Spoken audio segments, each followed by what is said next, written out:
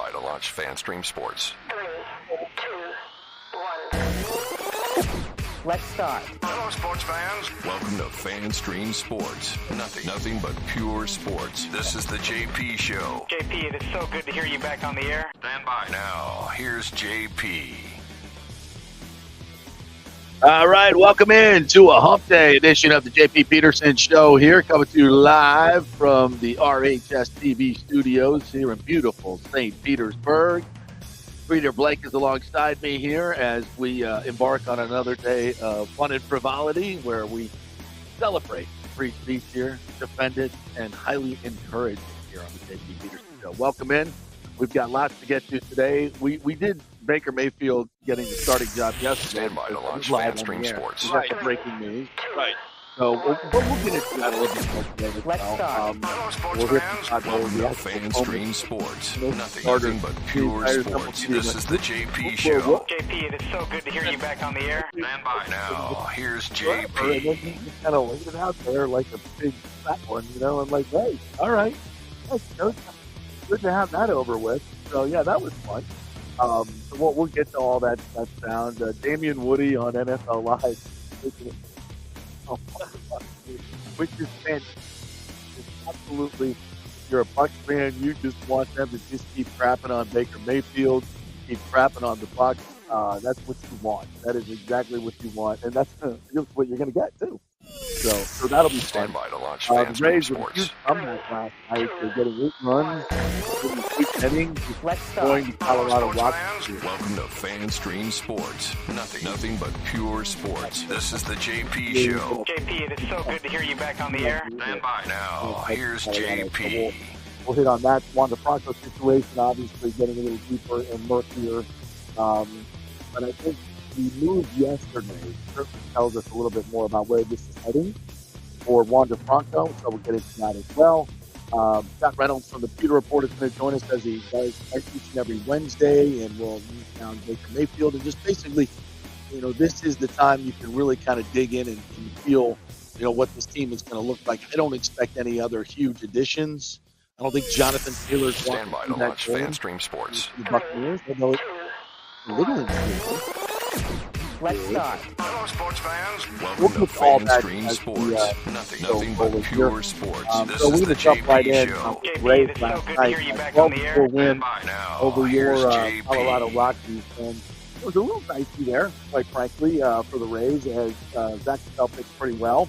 They got the lead, gave it up late, but 7th inning or 6th inning, the Rockies come back and take the 4-3 lead, and then the Rays come right back with an inning where they just Levis Pasane gets a grand slam in his first, his first grand slam, his first Major League home run is a grand slam. That's pretty nice. So, and Yanni Diaz just continues. Stand by to launch He FanStream just Sports. continues to make- So this is Let's start. Hello, sports fans. Wander Welcome to Franco left FanStream team. Sports. Nothing but pure sports. This is the in a JP row, 4 Show. of their JP, last it is 5 so good to hear games. you back on the air. They need Stand to by speak to now. Colorado Here's Rockies. Quite JP. frankly, Baltimore lost last night, so they're only 2 games out. The hits just keep on coming. This offense, ever since Wander left, just continues to just slam it. And Wasabi's been part of it. You know, he was hitting 298 at AAA. It's not like this guy can't hit. He's a excellent player. He's not obviously in the prospect class that Wander Franco was in, but my goodness, he is playing some tremendous baseball. And this team seems to have somewhat galvanized behind the fact that Wander Franco is not here. And let me just go in a little bit more on Wander Franco here. And Mark Topkin did a really interesting piece in the Times and talked about the guys that have been put on administrative leave, and it's a very long and distinguished list of really bad actors, and it kind of gives you a clue as to where this is heading, and it's not a good place.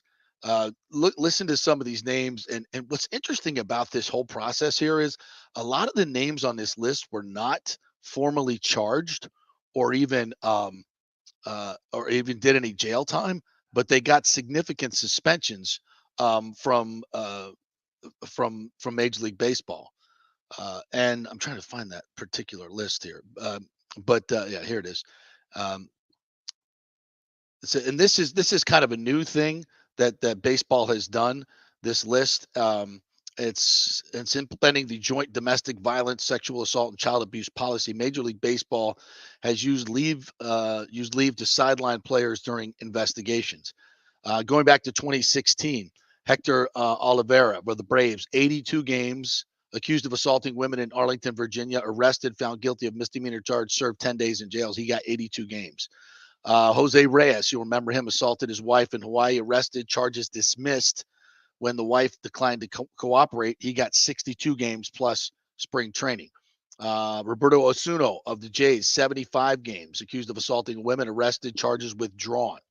Domingo Germán of the Yankees got 81 games, accused of assaulting his girlfriend. No charges filed, still got 81 games. Felipe Vasquez, who we talked about, jailed because he sexually assaulted a 13-year-old girl, sentenced to 2 to 4 years, has not played and won't play.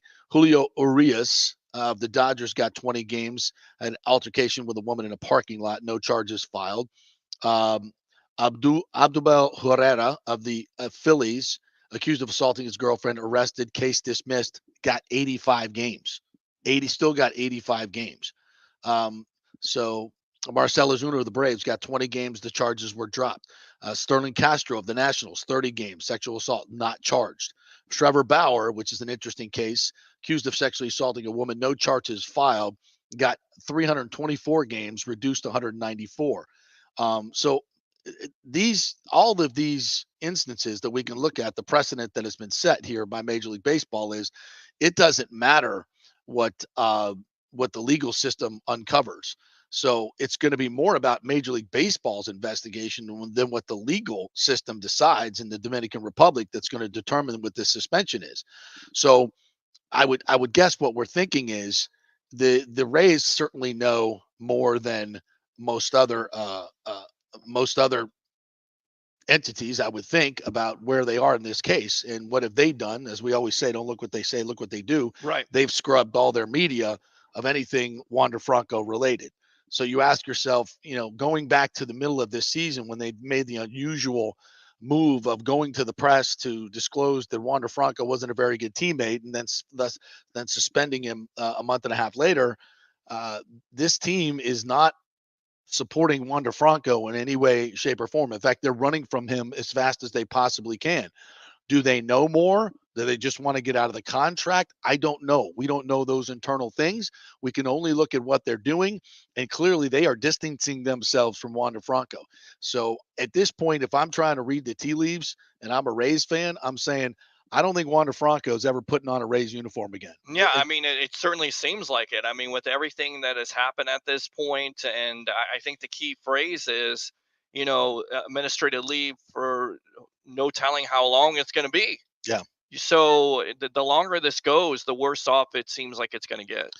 Yeah, and I guess the if there's any silver lining to this, it seems like this team is galvanized with the removal of Wander Franco, and I don't think it's any secret that he was a spur in that clubhouse. Yeah. No question about it. There were guys that he just didn't get along with, and maybe those guys are playing freer and better since he's been removed, and we're going to have to start considering life after Wander Franco. Now, in a very callous way, you want to say to yourself, is there going to be at least compensation that the Rays are going to be able to get for him? Will they eventually be able to trade him?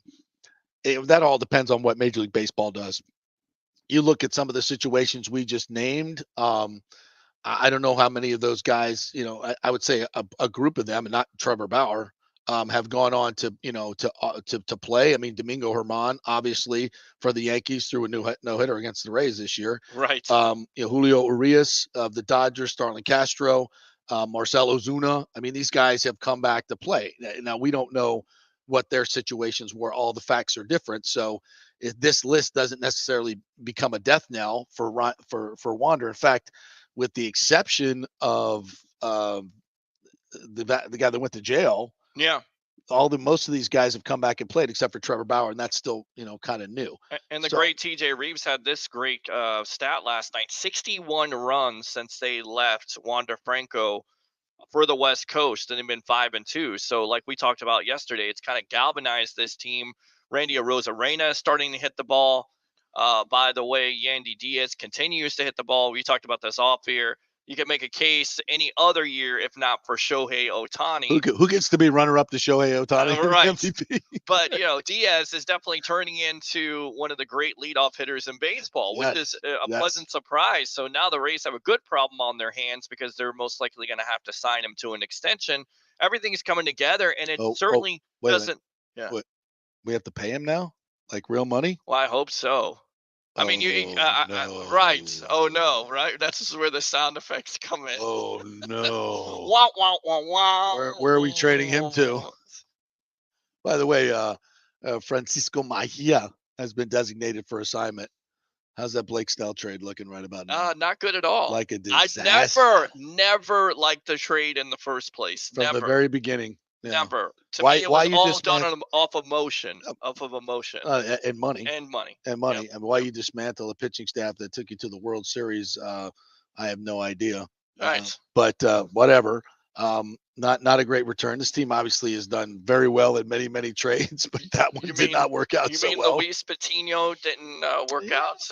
And we sold him for cash. Because when I put how's that grab you? When I put that on social media, everybody's like, how could you doubt the Rays? They never do any wrong. Really? They just did. They make plenty mistakes. of wrong. Which doesn't mean they don't know what they're doing. What we're saying is this particular move did not work out. And from the very beginning, the whole concept of not bringing back Charlie Morton and dismantling, and Charlie and Blake Snell, just, that's why the Rays will never, I shouldn't say never win a World Series, but with this ownership group are going to be very, very challenged to win a World Series because they just refuse to spend money that they have and can spend. And they're always about this, and it sucks because we love watching this team play. We do. The people on the baseball side are just kicking ass. If you could just spend mid to baseball level, because there has not been a team since 2003, the Florida Marlins, 26th in spending in baseball, and they won the World Series. Everybody else after that, you have to spend at least midway. That means you have to spend at least over $100 million in order to win a World Series. And even the Kansas City Royals in 2015 with, by the way, who? Ben Zobrist, Wade Davis, went all in over $100 million, win a World Series. Will the Rays do that one of these days? I don't know. If they get a new stadium, will they do it? Should they enact a contract that if the fans and the community gives them a new stadium, that they have to at least spend to a salary floor? I'm serious about this, a fan clause. Why not? Yeah, if we're going to give you $600 million to build a stadium, you have to ensure that your payroll will be at least $100 million.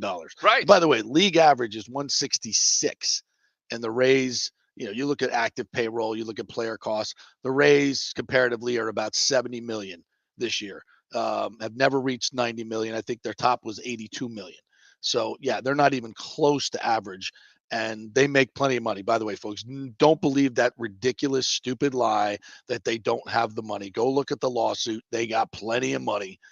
So yeah, that's not a thing. Baseball teams make a lot of money. That's not just about selling tickets.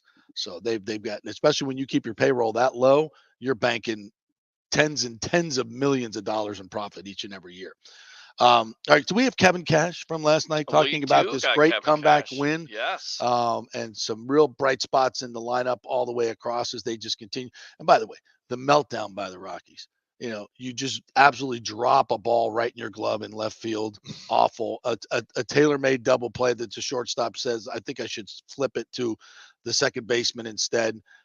Just a clown show. And the pitcher and Barr who came in who couldn't freaking hit the broadside of a barn and almost killed Jose Siri. It's like that team is not good. All right, let's hear. You came in and just layered on the runs. What stood out about the at-bats that you saw there? Siri getting on base to start it. That was huge. And then CB coming in ready to hit to get the first one across. And then it just kind of opened up with a bunch of good at-bats. Randy really hung in there and smoked that ball to left. And then Basabe, congrats to him. That was pretty cool moment for him. I was going to say, pretty cool moment seeing him get his first home run and it be a grand slam. Yeah, I'm guessing that doesn't happen very often. Mark will probably tell me tomorrow how many times it's happened in a Rays uniform. But look, he's had a lot of good at bats. He really has. He's very competitive up there. He can beat you at all fields. The power is something maybe we haven't seen quite yet, but he showed it off today. Certainly shows that he can hit balls in the gaps and doubles down the line, and now got a breaking ball that he drove just out of the ballpark. And then Yandy Diaz with the bases loaded, he seemed to get just enough of that fastball, just doing what Yandy Diaz does and delivering it. Yeah, he's got a knack for putting the ball in play, finding holes. He's such a good hitter. Even gets behind in the count, and there's just so much confidence while he's at the plate with himself, and so much confidence that we have in him that the trust that he's going to be able to get it done, and he did again. And you guys have got to be pretty happy with what you've seen from Basabe overall, given the lack of AAA time, really, even before he got here. Yeah, he's played very, very well. He's picked us up in a really big way. Kind of sitting in the middle of the lineup, putting a lot of balls in play, and he's doing some good things defensively. And I feel like he's improving every day. He's working hard. In the lineup overall, you guys scored at least 6 in 8 of your last 10. I feel like things are kind of coming together for you? It feels that way. I mean, look, tonight was a little quiet. I mean, I felt like we had guys on base. We weren't able to capitalize for most of the game, and then whatever we didn't do for the first 6, 7 innings, we made up for it in the 8th. What do you think of Littell? Same. Looks really good. I mean, really, really efficient. I mean, strike throwing machine. They came out that 6th inning and got him quick to make it first and third or first and second, whatever it was. But very, very impressed with. Gosh, that was a great offensive explosion. He mentioned the Randy at bat. I think he went 9 pitches and was just fouling off pitch after pitch after pitch till he got one. Yandy Diaz with a great at bat, great hitting. All these guys are just really returning to that form that we saw in the beginning of this season, and it's fun to watch when they start ringing up. Now, again, against elite pitching, they have struggled. Everybody does, right? But right. That's why it's elite pitching. Yeah, exactly. In the first that's why place. they call it elite pitching. Right. But that's what they're going to see in the playoffs. That's for it. The most part. So that's it. Can they score enough runs? And then on top of it, Zach Littell, who, look, they seem like they found something in this guy because he was they always do. Right. He was a bullpen, a scrap heap, and now he's giving them 5, 6 quality starts there. He even talked about it in the presser. He's keeping them in the game. That's exactly what you need from your pitcher, because we know that sometimes this team has a problem, but when they score over 4 runs, more times than not, they're going to win the game. Yeah. They're going to win the game. Yeah. Now, if you score less, then, your pitcher has to basically pitch a masterpiece, or more times than not, you're going to lose. With something like 9 wins this year when they score 3 runs or less. Yeah, not a whole lot. No. But, it's pretty much the way it is with a lot of teams, but, we especially I think that 4-run number is magic for this team. All right, a couple other little things. I want to get interesting comment on the stadium. We'll get to that. Because I'm new, you can go ahead and trash on me, but with the great intricacies of StreamYard, we wanted an intro today. Well, you said you wanted to play an intro. Yeah. Well, you played the intro over and over again. So thanks a lot, StreamYard. It just kept going. Just kept on going and going and going. Like we didn't hear it in our heads. I didn't hear it either. And then I get a call, and then you got comments. Well, thank you guys for commenting, because that's how we know how to fix it. It's weird because we can't hear it in our headsets. It sounds perfect. Right. But what's going out over, we appreciate you guys. Thank you for that. We'll edit that out as we hopefully. All right. James says it seems like the players are playing better now the Wander's gone. That's all you need to know. Yeah, absolutely. I think that tells you where they were in this clubhouse. Jordan G says should have traded Franco while we could. Cash wasn't a big fan of him from the beginning, despite his talents. Maybe they thought it was a maturity issue, but obviously he's just a punk. Meanwhile, a comparable in the league, Julio Rodriguez, is growing up before our eyes with what Seattle and what Franco should and could have been. It's a great point. It's absolutely a great point. Yeah. And it's all about maturity. It has nothing to do with the talent, rather, right? And you give him $4 million when he's 16 years old. And if he's immature already, how much more immature is he going to become? Because you condition that. And I get it. That's the way baseball is and international rules.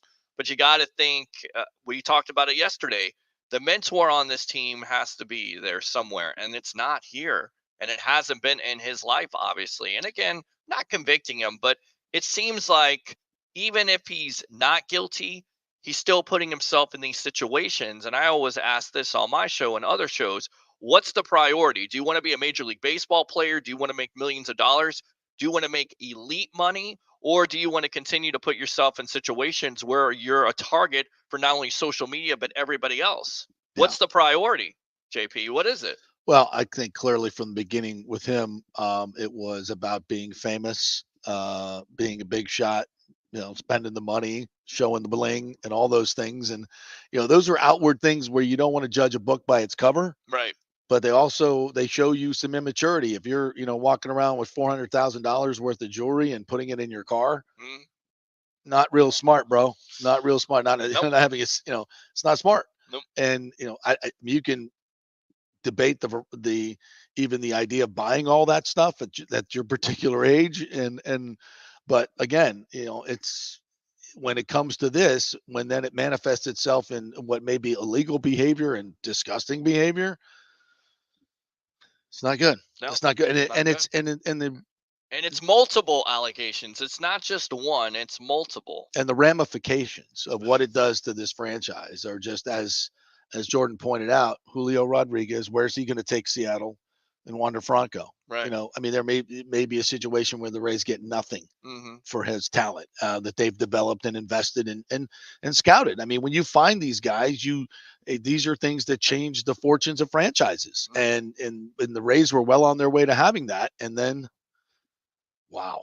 And as Michael Raper put, this will be this curious name will be the cycle with Stu. Jeez. We need a Vinnick style guy to come in and save the team. Oh man, do we ever, bro? Vinnick interested? Because you got you're kind of close to that organization a little bit. Is he interested? I think at one time he was. Yeah. But, Stu has always been a guy that, just very much in the way that they've managed his team. Unless they can absolutely, destroy a team in a trade, then they don't want to make the deal. And in his business deals, unless he can make, a ridiculous amount. Just go look at his counter proposal to the city of St. Petersburg when they were doing their negotiations. You're supposed to get 50% of the proceeds. His counter proposal was, I want 100 or 90% or 100% of 60% of the land.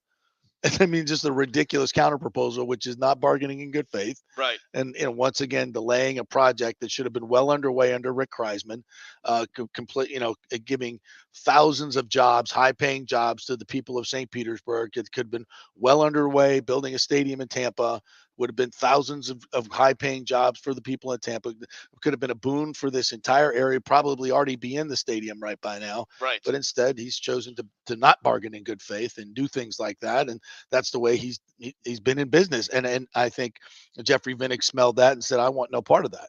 Right. I'm a community-minded owner. I pour back into the community. I partner with the community. I don't steal from the community. That's the difference. And lie to the community. I work with the community. Right. I give $50,000 right. a game, even during COVID, where there are no fans, to local charities. And these are. That's the difference between Jeff Vinnick and the Rays official, asked me 10 years ago when I mentioned that maybe that should be something that Stu should be interested in doing, partnering with the community. He said, laughed and went, let's see how long that lasts with Vinnick. Well, it's been 11 years now. Well, yeah, that's how long it's lasted, and the money still keeps coming. And look what happened. Well, he endeared himself to the fans. 300 consecutive sellouts or whatever it is for the Lightning.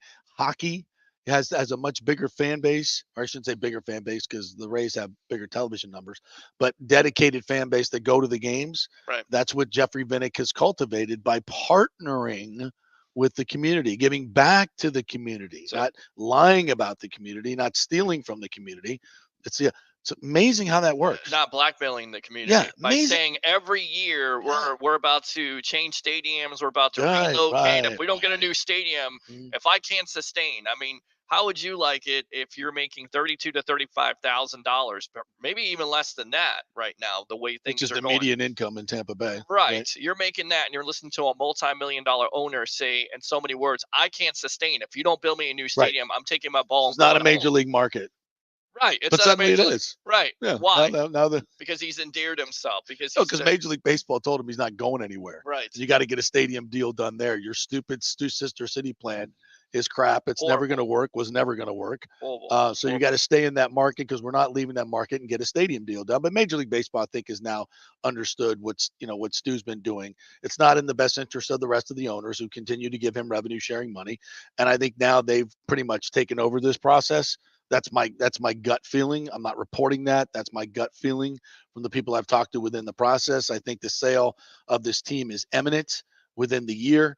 And I think that's going to lead to a stadium deal in Tampa, which is where the long-term money is, which is what Major League Baseball and the other owners are interested in, not a short-term gain where the owner can do a deal in St. Petersburg, leave a horribly located stadium, a failed location stadium as they're dealing with in Miami.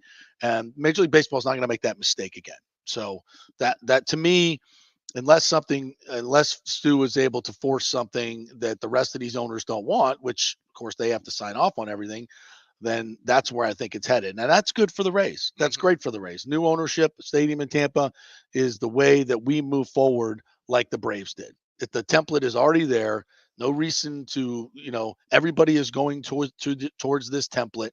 It's working in many other communities, and it's in no place it would work better than Tampa. Quite frankly. But it's about redevelopment money. Right. He knows he's going to get the redevelopment money from St. Pete. He's still going to walk with over $1 billion in profit. It's not enough. It's not enough for this guy.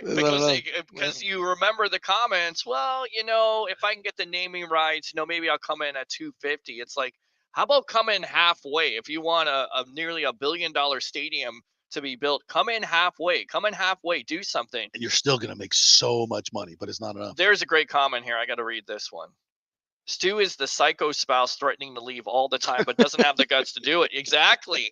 And the city of St. Pete and Tampa knows this. They know that he's looking at other places. They know that he's can't move it. He's not moving it. But he's trying to wine and dine. So that's the reason why a lot of fans have stayed home throughout the years. I don't blame them because it's expensive. It's expensive to go to a baseball game. You have to pay for parking. You have to pay for concessions. Hell, you have to, be in a traffic jam sometimes, which I was in last night, which is ridiculous. Yes. Oh, all the time in that location. Yeah.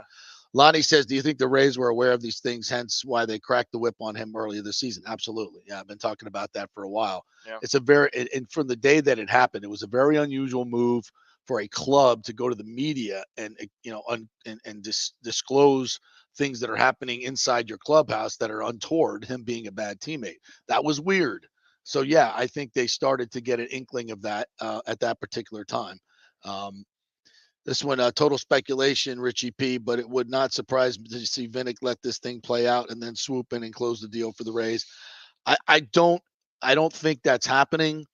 I think that he bowed out a long time ago and moved forward. Although it's interesting that Vinnick in his moves, selling off a piece of the Lightning, selling off some other interests, that looks like, and he's not moving. He bought the penthouse downtown in Water Street. Sure. That it looked like he's raising cash and capital to do something. Mm-hmm. So maybe he would be part of a new Rays ownership group, or at least part of the development of a new battery style in Ybor City along with Darryl Shaw. So he may not necessarily be a owner of the team, but a development partner. I mean, why wouldn't he do that since he developed everything around it?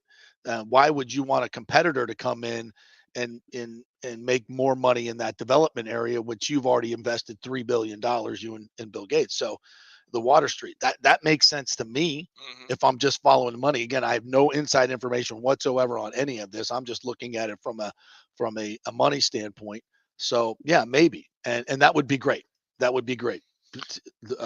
Because that I think would just be a home run for him to be part of it in any way. Go to this one right here, James. Oh yeah, go ahead. MLB owners Nick's sister city, but they knew he's a bad owner. Yeah, they know now. I think they know. I think for a long time they were, just listening to what he was telling them about the stadium issues and everything else, and blaming. Manfred would come out and blame the market, from time to time, and now I think we see through the marketing of the team this year. Attendance is up, I think 25 or 4 or 5,000. So that's 54% the last time I checked. That's at one point. So I think it's been up dramatically this year when they started, actually marketing the team and bringing prices down. shocking development. Yes, and they brought back the concerts too, by the way. Yeah, a lot which of is stuff which is that cool. worked. Which is actually pretty cool. All right, we're going to take a break. When we come back, we're going to get into the Bucs as Scott Reynolds will join us here from Pewter Report, and we'll get his take on the Baker Mayfield being named the starter and what he's seen so far in all this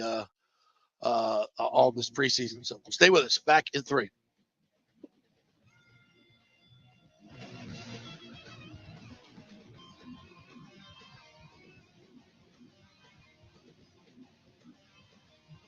For the Jeeves Law Group, JEEVES, call for a free case evaluation, 888-9-JEEVES. That's 888-9-JEEVES. We're local, we're trusted.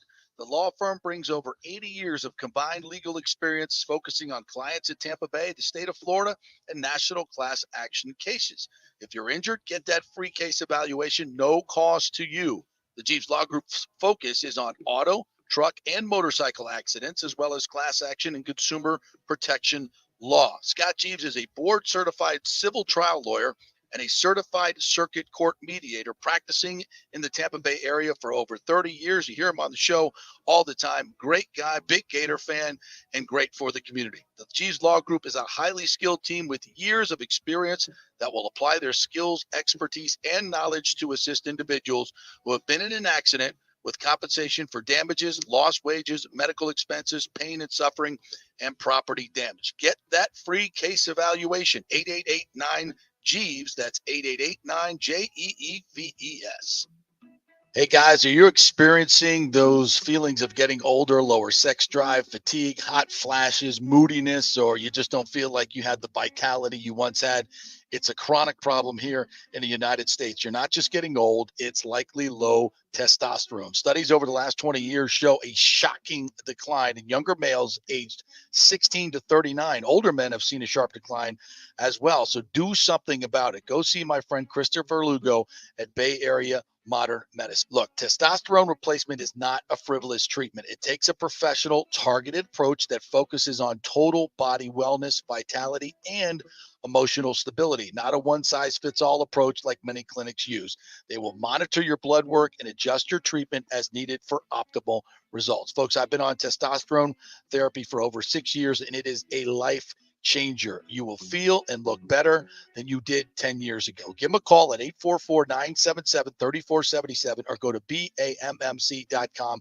Tell them JP sent you for priority scheduling. That's 844-977-3477 or BAMMC.com. During COVID, over 1.7 million people were added to the Florida Medicaid rolls, but as of April 1st, 2023, most of these people may not be eligible for the Medicaid coverage and will lose their health plan. If you have been notified you are losing your coverage, don't freak out. It's very likely you can apply for a federal subsidy under the Affordable Care Act. Just call 877-652-0244. Our representatives will walk you through the whole process, get some basic information on your income, number of kids, and then they'll find a plan that best fits your needs. In fact, with the new laws, 90% of Americans qualify for reduced or free health care. You can select great plans like Florida Blue. That's my carrier. Love them. Paying $800 less after making the call. 877-652-0244.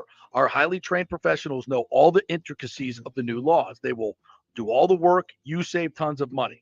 So if you're being dropped from Medicaid, fear not. Call 877-652-0244. Get real health insurance, free doctor visits, free blood work, no deductibles. 877-652-0244. Hey, JP here for Extravaganza Productions Incorporated, EPI. You've probably seen their purple logo at so many events that you've gone to. They are based in Tampa. And for over 33 years, they've been creating and producing conferences, meetings, and special events, the biggest to the smallest. Solid reputation of delivering the best audio-visual, sound, lighting, entertainment, video production, and decor on time and on budget. I've worked with them with so many big events. The Warrior Games, which was an Olympic-style event all over Tampa Bay, from McDill to the Convention Center to USF. They did it flawlessly, made it look big and fantastic. I've worked with them on small events as well, large and small meetings and conferences, sporting events, fundraisers. If you got a fundraiser, you don't know the logistical way to pull it off, they'll take care of everything. Entertainment events, branding events, grand openings, so much more. The folks at Extravaganza Productions are the most professional and the best. I've worked with them many times. They are fantastic. You can contact them through extravaganzaproductions.com or call 813-621-4700. Extravaganza Productions, they are awesome. Coming back at you. Now, more with JP on Fan Stream Sports. It's only just begun.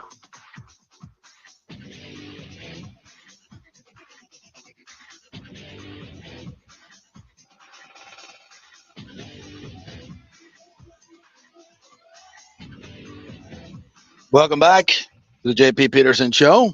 As we roll on here, nice conversation about the Rays. And we're going to get into the Buccaneers here in just a second as Scott Reynolds is going to join us. We just sent him a link a little bit late, so he'll pop up here in just a second. We'll get him on. But thanks, guys, for commenting on the Wander Franco situation and the Rays as they are now. And again, I really believe that this is going to end up well for the Rays. We're going to have a new ownership group and hopefully a new stadium in Tampa. If something goes horribly wrong, it could happen in St. Pete. But I think we heard a couple of months ago, and Ken Hagan came on the show that Hillsborough would be putting out the more detailed proposal. I think that's coming soon, but I think everything's kind of been delayed because of a renewed interest in the purchase of the team. And obviously, wherever the stadium is going to be, whoever is purchasing the team will have a huge say, or should have a huge say in what happens there. So I think this is, as it has slowed down a little bit, the news, I think this is a good thing because things are happening behind the scenes that should be happening. So that's good. All right, let's welcome in our good friend Scott Reynolds from the What's up, my friend? How are you? Good. How are you?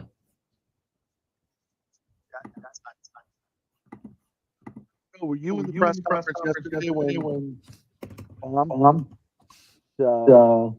starting quarter? I don't think that was Was I there at the press conference? I was not, but certainly not any big surprise when it came to the news, right? I mean, we knew it was going to be Baker Mayfield. Well, Todd Bowles has his own style, I guess.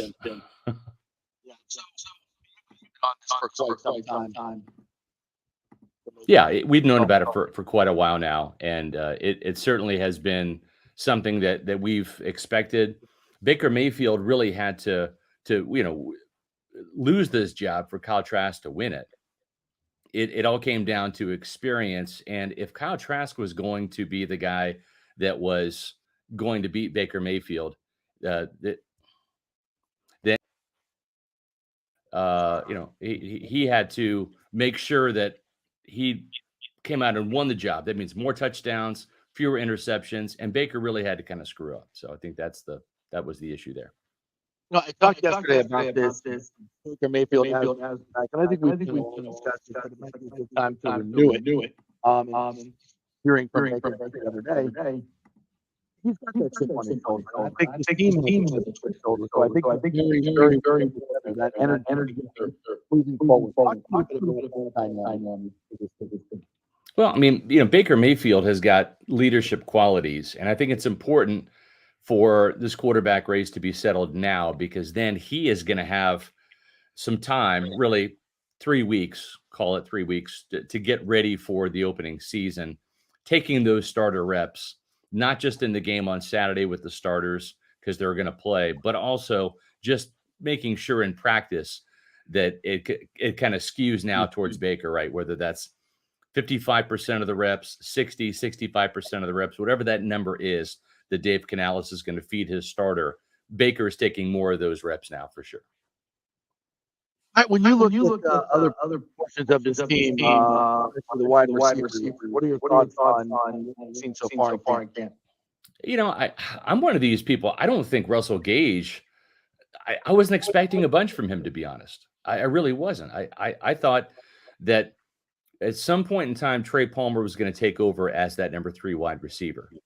Right. And let's just get that out of the way now. I don't mean any ill will towards Russell Gage. It stinks for him that he got hurt, but it is what it is. Trey Palmer is a better receiver than Russell Gage. And Russell Gage was stymied with that hamstring injury all last year. It bothered him again this year. The guy, unfortunately, in Tampa has been an injury waiting to happen. And it happened. And so now it's Trey Palmer time. And I think Devin Tompkins, Raheem Jarrett, David Moore, that's going to round out the receiving core. So you've got in David Moore, a guy that's caught 13 touchdown passes in this league. He spent 4 years in this offense in Seattle. To me, he's the veteran, right? He's probably the better version of Rashad Perryman, right? In this offense. And so when you look at having him as that other guy, in case Chris or Mike miss a game or two due to injury, he can step into a starting role. He's going to been there and done that. It is a step down. David Moore is not a starting caliber receiver, but he has experience. Mhm. Trey Palmer, with every rep on that field, is getting more experience. He's a pretty dynamic guy. And then you factor in Raheem Jarrett, who really stepped up huge with 3 catches, 84 yards in his preseason debut. And Devin Tompkins, who I know a lot of fans want him to be the third wide receiver. He's 5'7", 150 pounds. You can't force feed him 50, 60 reps and have him survive out there. He's just not big enough. He is a gadget type player. If you get 30 catches from him for this year, that's great, because he's probably going to be averaging around 18 yards per catch. He's got run after catch ability. He can do the end arounds, the receiver screens, all that stuff. And I like this receiving core. It's young, but there's some real talent here. Got Reynolds report going this year. Slot receiver. Big Yeah, there's not going to be any slot receiver spot in Tampa. Matter of fact, there's probably not going to be a true number 3 wide receiver. I think Chris and Mike are the starters. You're going to see Dave Canales play, David Moore, Raheem Jarrett, Devin Tompkins, and of course Trey Palmer. Those guys are going to be rotated into the offense, and I'm okay with that. I think that's fine. Those guys will play in the slot. So will Mike, and so will Chris. If you go look at Seattle's offense, Tyler Lockett plays in the slot. DK Metcalf plays in the slot. So the receivers in this offense are kind of, you're either an X like Mike Evans is, which is that split end position, or you're a Z and you play flanker, which is what Chris Godwin is. And then you're also a slot. So Mike knows the slot and the X. Chris knows the flanker and the slot. And I think that's what you're going to see from these other receivers is they're going to be rotating guys in there. You're not going to have a slot receiver like Chris Godwin was in this Bruce Arians offense, and that's kind of his role. You're going to see these receivers bounce all around the field, and that's going to make it easier for the Buccaneers receivers, whether it's Evans or Godwin or whoever, to escape double teams and mess up some of their coverage plans, right? Because if Mike's always out there on the weak side of the formation, playing that split end, playing the next receiver, it's easy to sit there and say, we got a corner underneath, a safety over the top, we'll bracket him and take that away. Now all of a sudden he's in the slot. Okay, now you have a nickel on Mike, right? Or a linebacker with the safety over the top, right? So I like what Dave Canales is going to do. He's going to move these receivers all over and play Mike in the slot a lot more this year. Why that works.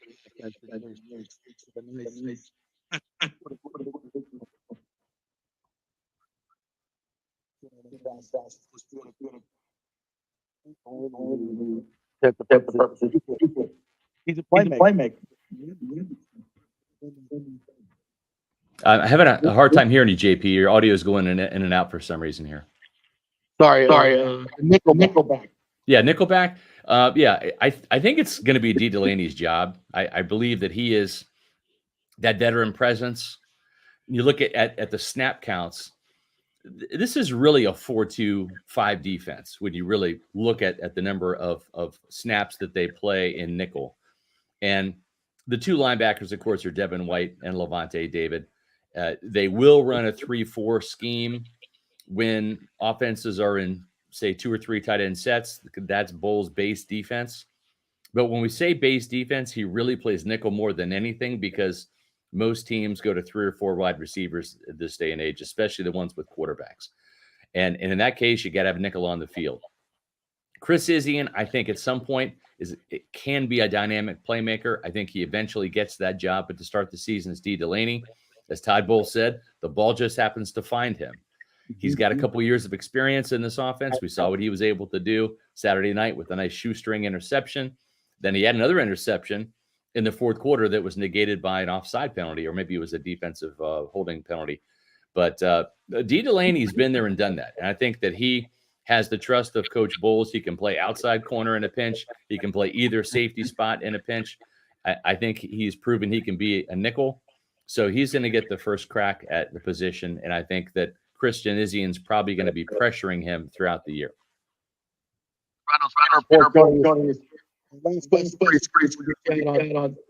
You're what this roster is going to look like. You're still confident in for I think so. And that's not just what the Buccaneers have done with their roster. It's what the other teams maybe haven't done. The Falcons have spent a lot of money, and sometimes that works out. Go back to the 2002 Buccaneers when John Gruden imported a bunch of free agents, and it worked out. Jason Light kind of did that in 2020, bringing in Brady, bringing in Leonard Fournette, trading for Gronkowski, right? Sometimes those additions can really pan out if it all comes together and gels. Last year, look at some of those signings, right? You had Akeem Hicks, didn't pan out. You had the big tight end, Kyle, forgetting his last name. He didn't pan out. Julio Jones didn't pan out. So when you have other guys that you're signing, sometimes those signings work out and it all gels and it makes your roster better. Sometimes just spending money doesn't. I mean, go back to 2014 as a prime example. Josh McCown, Anthony Collins, Michael Johnson, Clint McDonald, who is probably the best free agent signing of them all. And he was a kind of a reserve defensive tackle, So sometimes when you lay out the cash, it works. You can buy a good football team. And sometimes when you just spend money, and the Falcons have done that, and we'll see if it all comes together because you're building a team. You're not just signing players. They all have to come together. And I think every team improved, right? Each team is going to have draft picks that they hit on. But I'm not really wowed by the coaching of Dennis Allen. I'm not really wowed by the coaching of Arthur Smith, to be honest. And I think Frank Reich's a good coach. He's going to have the least talented roster with a rookie quarterback. It's going to take some time for the Panthers to contend, and we'll see if they end up ever doing it. Todd Bowles has his critics amongst Bucs fans. I get that. Some people think he's not a good coach. Okay, well, show me who's better in this division. Maybe Frank Reich, okay, but not with that roster in Carolina. Not this year, not right now. Appreciate it. Well, you can find out all of our stories, including this content coming up on Saturday night on pewterreport.com. And that's the mothership. We've got another podcast coming today at 4 o'clock on our YouTube channel, Pewter Report TV. That is going to be focused on my predictions for the Bucs 53-man roster, which that story is coming out later today on pewterreport.com. Make sure you're subscribing to Pewter Report TV on our YouTube channel and help us grow that. And you can also find us on social media. We're talking about X, formerly known as Twitter, Facebook, and Instagram at Pewter Report.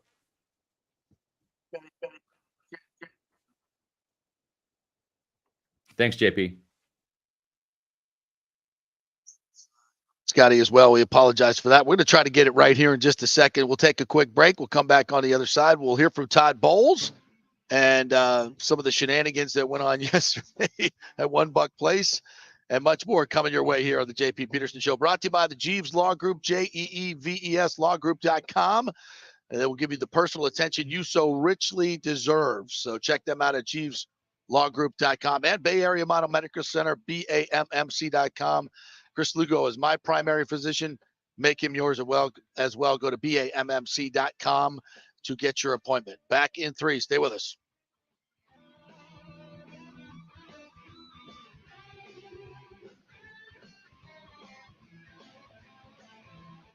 Old coins sitting around the house. Well, the Golden Diamond Source will purchase a variety of different types of coins and bullion.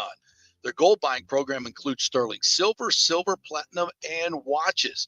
They also accept unusual pieces that other jewelry stores do not, such as gold bars and sterling silver flatware.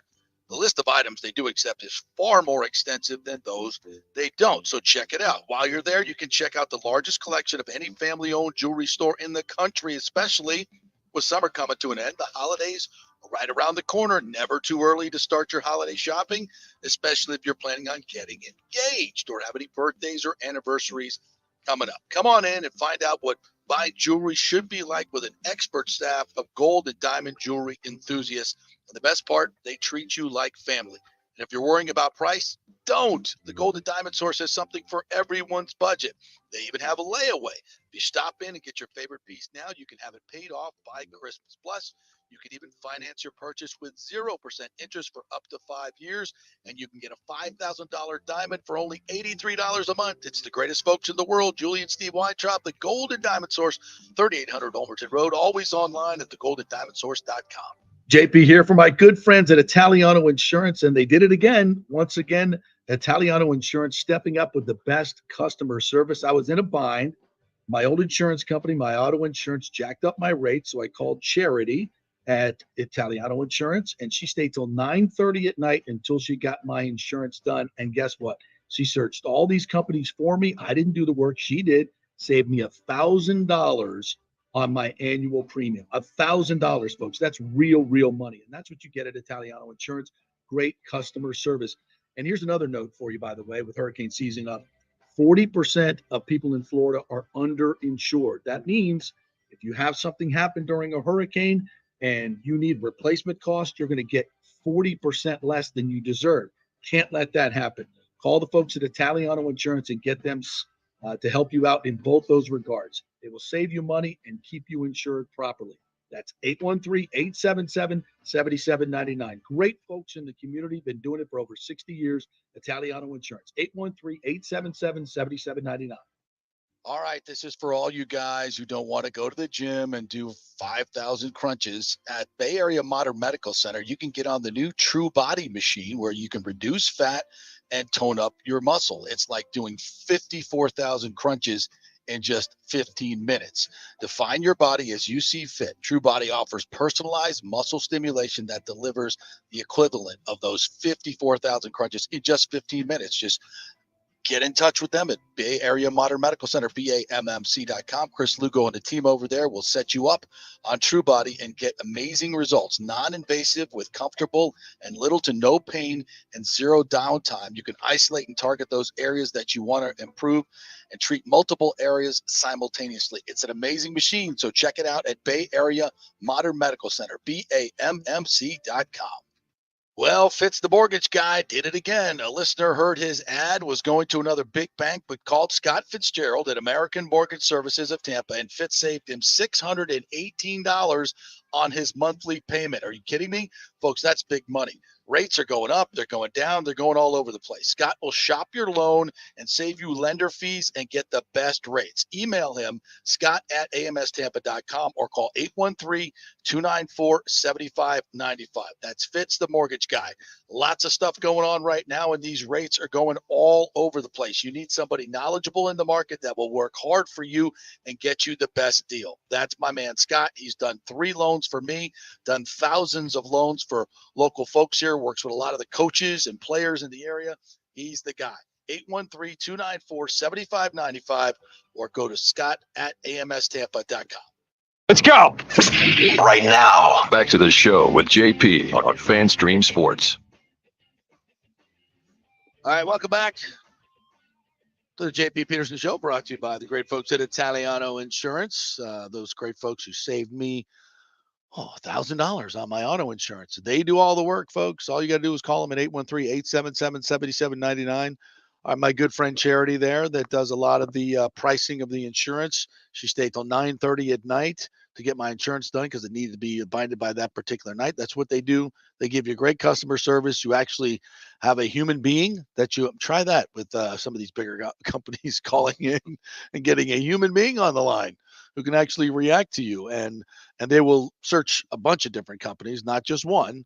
So that's where you get the great advantage. There's a lot of companies that drop rates to get more business at certain times. So they'll be able to get that done for you. And they're going to put you with a company that they know is going to pay out and that you can trust, which is a problem these days with some homeowners insurance companies. So go with Italiano Insurance. They've been doing it in this market for over 60 years, folks, down in Boca Grande and, of course, up in the Tampa Bay area. 813-877-7799 and tell them JP sent you. Yeah, listen, I what Scott said, I usually am in lockstep agreement with him. And I think coaching obviously goes a long way in this particular league. I mean, you can see it every year when you got similar rosters like in Jacksonville and a competent coach comes in and takes over for an incompetent one. And Dennis Allen in New Orleans has not distinguished himself. Well, and Todd Bowles has not either. So it's time for both of these coaches to show what they can do. And I think a year removed from, replacing guys that won Super Bowls, you get a little bit more control. You get a little bit more aggressive as a coach, and you're able to show what you want to do. And I think for Todd Bowles, that's this year. And hopefully it will be different than it was last year. Again, I put this disclaimer out there all the time. I love Todd Bowles as a man. He's an awesome dude. I just think in a lot of ways he's mismanaged this training camp with the starters on the offensive line. I know he answered that question yesterday talking about, they've had a lot of reps in practice. Practice is not the game time situation. Practice is very controlled. Practice is, what you're dealing with on the other line of scrimmage for the most part. Games are different. And that's where you can evaluate them in preseason. That's why there are preseason games. And you're going to go into a Minnesota game having worked one half of this offensive line together. I think that's criminal negligence when it comes to preparing your team. And in training camp, I went to a lot of these practices and they spend the first hour and 15, 20 minutes doing individual work. And then it's about 45 minutes to an hour of teamwork.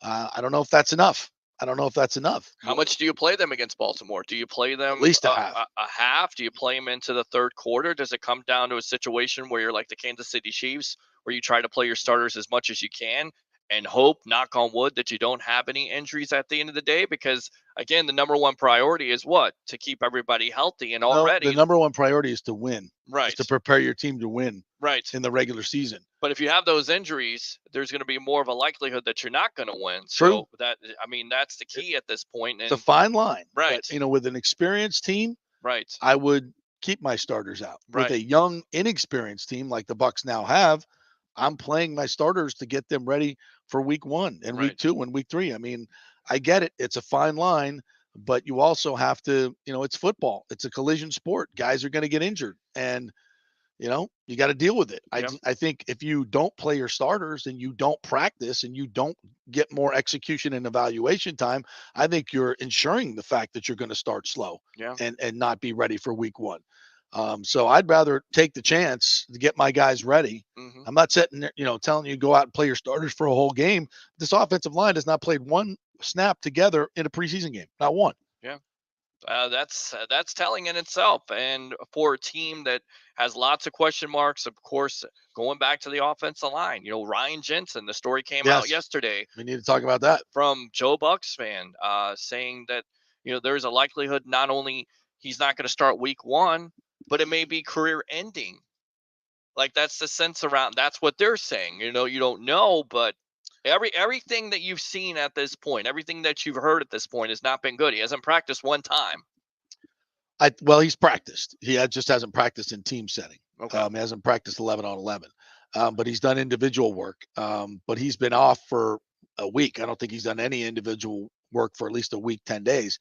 And maybe this is part of the protocol. And, judging from Todd Bowles' answer yesterday, there's a lot of indecision. There's a lot they don't know. I think at some point they're going to have to get him out there and let him go and see what happens, because nobody knows. Again, this is stem cell treatment that he chose. It's never been done before to repair partially torn or torn ligaments in the NFL. He's the first one to try it. It worked well enough for him to get out and play in a playoff game, which he did. And since said he probably shouldn't have done that. So are there regrets? And as far as him, not coming back, he can go have traditional surgery and repair the knee that way, and also use stem cells and come back next year.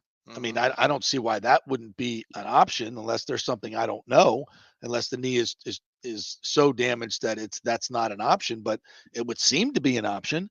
So he could come back and play next year, even if he went and did traditional surgery right now. So I don't think, unless he has expressed to them he doesn't want to go that route, then it's, to me, it's all up to Ryan Jensen whether he's going to be able to come back or not. But this year seems very unlikely. All the more reason that these guys should have been practicing together as a unit since who's your starting center at this point? In If games, it's not Ryan by the way. Jensen, right? It's Robert Hainsey, obviously, Well, the guy who started last year. There all you this. go. I mean, it's not, at least you have a guy who started last year, and PFF ranked him in kind of the middle. I think he was ranked right in the middle, 15th at the top centers.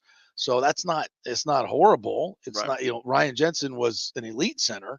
So that's what you would want. That would make this offensive line, which I was counting on. When I was evaluating this team, I was counting on Ryan Jensen being the center of this football team. I figured if he played in a playoff game, he would be, much further along in his rehabilitation when he got to the beginning of the season. Clearly, there has been a setback in that. So I don't know. I don't know. It's a lot of I don't know. And when there's I don't know, I would put the guy Robert Hainsey. I would think that you would want him out there directing this team when the lights are on in the preseason. So, but they've chosen to go another way. And this is, the hopefully it doesn't lead to a slow start, because that's what you're kind of worried about. And with the new offense, you know this all too well. When you have a new system, now you have a new quarterback and you have an offensive line, you can't afford to get off to a slow start, because you have the Minnesota Vikings who maybe you get a break because their defense isn't that good at this point. But it'll be better this year. You have to get off to a good start. And right now, you're not sure if they're going to be able to do that because of the way what you just talked about. Todd Bowles has put them in a situation where you're not ready. You're not prepared. And let's face it, last year, like you talked about yesterday, Dallas to Dallas, did this team get better? No, they got worse. Well, who's that on?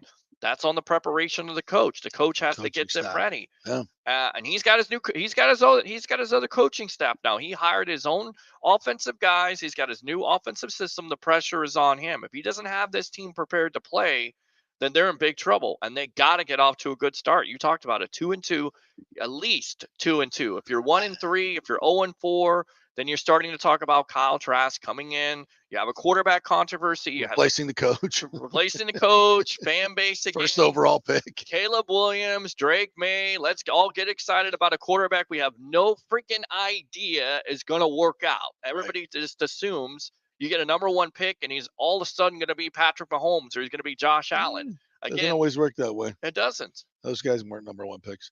All right, let's get to Todd Bowles yesterday. So this is from the press conference, and this is Lee DeCamper from Joe Bucs fan asking the question. I think he even prefaces it by saying, "I know you're not going to tell us who the starting quarterback is." And I'm not putting this on Lee. I just think I'm sure they all were a little shocked when he came out with this answer. It was kind of a hush went over the room. It's like, did he just say that? Yeah. So anyway, let's play the audio from yesterday. All right. Quarterbacks, obviously, you're not announcing starters soon. Is it fair to say it's a close race? Baker's our starting quarterback. Kyle's number 2. Talk about, I know you know your staff, just what were the factors that went into that decision and why you thought Baker did the job? I mean, Rick, there's a lot that goes into it. I can't sit up here and give you every detail. We go through mini camp, training camp, and OTAs, and we love everything Kyle has done. And he's gotten leaps and bounds better than he has in the spring, and he's continuing to get better, and we're excited about him. Baker's our guy right now, experience-wise and understanding the playbook just a little bit better. But Kyle's on the come, but we like both guys. We like where we're at. Baker's 1, Kyle's 2. There you go. There you go. Yeah, that's just kind of a funny moment. And, again, I think we all knew this moment was coming, maybe from the original signing of Baker Mayfield, right? Mm-hmm. But listen, I still believe that the coaching staff did the right thing in having this quarterback competition, because I think it got Kyle Trask ready to play. And you're going to need Kyle Trask this year. I still believe wholeheartedly that, Baker, as I said yesterday, Baker Mayfield plays this game very recklessly. He loves the competition. He's going to run through a wall if he needs to get that first down or get that touchdown. And that has led to injuries. He ain't the biggest guy in the world. So I think you need it. And I think this quarterback the competition was good in that. And this coaching staff did the right thing in preparing Kyle Trask to play. And I think what we saw last week, although I'm not going to go gaga about him ripping up a third string Jets secondary last week in the second half. In the first half, he was good. He wasn't great. Second half, I thought he was great. But he showed mobility. He showed the ability to run the team. He showed he looked like an NFL starting quarterback. The throws looked that way. The decisions looked that way. The elusiveness looked that way. I mean, that Lamar Jackson shake that he put on that dude, that was good. Right. That's good stuff. So I think you go into this, and I don't think they're done developing Kyle Trask. I think they're going to get Baker Mayfield ready. But I think there's also going to be an eye towards, I'm not saying you're giving, 60% of the reps to Baker Mayfield and 40 to Kyle Trask, but I think there might be 75-25, just to keep him working with the ones, keep him ready if something were to happen, or if Baker were to be ineffective, you've got a guy that's been working with the ones in the first few weeks and not just been sitting on the bench running the scout team. So I think they played it that way. I mean, there are some that say they shouldn't have had a quarterback competition. I don't believe that. I don't agree with that. I think you needed to see what Kyle Trask could deliver. And if you'd have just said right away, Baker's the guy, I think it changes the whole dynamic for the way all the players work and the team around them. So I think they played that well. They've named the starter now. Now let's get Baker ready. Keep Kyle Trask developing, and let's get this offense as a whole working together. And we're going to see that Saturday night. And I'm anxious to see it against the Ravens. And I think that's why he fits this offense perfectly, because, again, you're going to emphasize the run. You're going to hopefully cut down on all those throws, all that decision-making.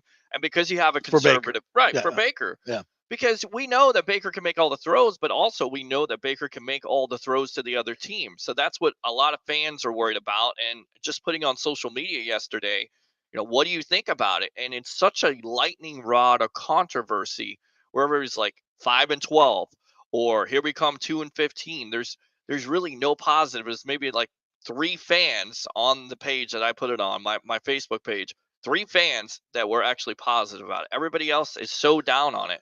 And I'm thinking, okay, you want Kyle Trask. Let me get this straight. You want Kyle Trask, whether it's your Gator allegiance or whatever else, who has 9 throws total in the National Football League, to start a team with a new offense, and you think you're going to actually be better than with the quarterback that started 69 games. Yeah. I don't understand it, but it's almost like the Jameis Winston effect all over again. It's such a lightning rod of controversy, but it's going just one way at this point. Well, I think the fans that think this is a bad idea are probably Kyle Trask sycophants. Yeah. I get that. I don't. There's nothing. Kyle Trask is not Trask Force, Trask Guides, whatever you call them. Yeah, I don't think that they. You can't objectively say that he's outplayed Baker Mayfield. You're just counting interceptions in training camp, folks. I've been to training camp. You got to have context within all of those interceptions. That's not the way. That's not the way evaluations work. There's so much more that goes into it. I mean, you don't know how many times Kyle got into a bad check here or a bad check there or through this pass. You don't know. The coaches evaluate all that stuff. I don't know that stuff either, quite frankly. So the coaches evaluate all that stuff. And I just think if you're a Trask person, you should say, you know what? He's shown that he can play in this league. And you're going to see him. Trust me. He will get his opportunity this year. And if he doesn't get an opportunity this year, that means Baker Mayfield is ripping it up. Mm-hmm. And if you're a true Bucs fan, you don't care who the quarterback is if your team is winning. Right. So let's just chill on that and let's see how this all plays out. I think we got more things to worry about than like the offensive line, like the management of the team by Todd Bowles within the game. I mean, to me, this, why the national media is down on Tampa Bay. And this is the number one, Tom Brady's not here anymore. And there's a ridiculous notion that if Brady can only get 8 wins with this team, what's Baker Mayfield going to get? It's not that simple, folks. That is a naive and ridiculous take, and it's a typical national media take for people who don't know what's happening or what happened last year. A lot of people just think, oh, the Tom Brady, all those shit around him. No, Tom Brady was a major part of the issue last year. It was dysfunctional. The whole damn thing was. We've talked about that. So that's number one. And number two, nobody believes in Todd Bowles as a coach. And honestly, as much as I love him, why would they? If you're a national person, you're looking at the record, you're looking at some glaring mismanagements last year within games. I get it. I get it. Was it a fair chance for him with not having a hand? Maybe, maybe not. But that was a talented roster last year that did not meet expectations, in my opinion. And I thought the accountability went down dramatically with penalties and missed assignments. Dallas to Dallas. That's all we need to say. So I think that those are the main, and the offensive line is very much in flux. Without Ryan Jensen, people look at this offensive line and go, yeah, I don't see it. And that's a huge part of winning in this league. So if you don't have a coach, an established coach, you don't have an established quarterback, and your offensive line is iffy, that adds up to 3 wins. That if you're being completely objective. Now, I think that's from the out. Now, I have much more confidence in Baker Mayfield as a quarterback. I think he's a middle of the pack starting quarterback in this league. And if you combine a middle of the pack starting quarterback and an offense that's innovative and has some weapons and can, get into the 15, 16 area in terms of points scored, and a defense, which that's on Todd Bowles. He's got the talent and he's got the ability to make this a top 5 defense. And if he doesn't do that, then this team's going nowhere. So I get it. That's why I've said 3 wins wouldn't shock me. 11 wins wouldn't shock me. That's why there's a lot of factors there. Yeah. And on top of it, did it help Baker's career out that you have, multiple offensive coordinators, multiple coaches? No. It doesn't help. We've seen that. We've seen that show before. It just does not help a quarterback's development at the end of the day. So I tend to be optimistic, maybe to a fault. I've talked about it before, but they still have talent on this team. The big key is the offensive line. Is Todd Bowles able to manage? You get in those situations and you don't want to throw an interception in the last 2 minutes because you're so conservative. Is that going to cost you games? Are you going to settle for field goals? Are you going to punt the ball? Are you going to depend on your defense at the inopportune time? Those are the things that you have to watch for that cost teams games. That's what it comes down to. Yeah. And it's always turnovers. It's turnovers all day long. If you turn over the ball, more than likely you're going to lose games more than anything else because you're putting your defense into a bad situation. And then on top of it, you're giving the other team more momentum. Absolutely. You talked about national media. Yeah. Damian Woody. Oh, yes. From ESPN. Yeah, let's play this. Had this to say. This encapsulates everything we've been talking about. Here we go.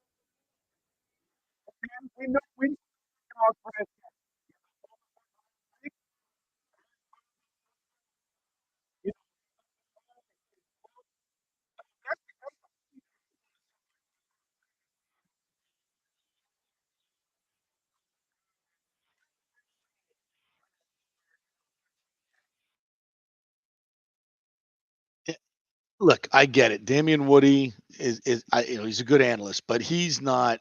I just don't buy that. I mean, he's a Tom Brady guy, obviously. Yeah. He played with Tom Brady. He's getting that's what he's gonna.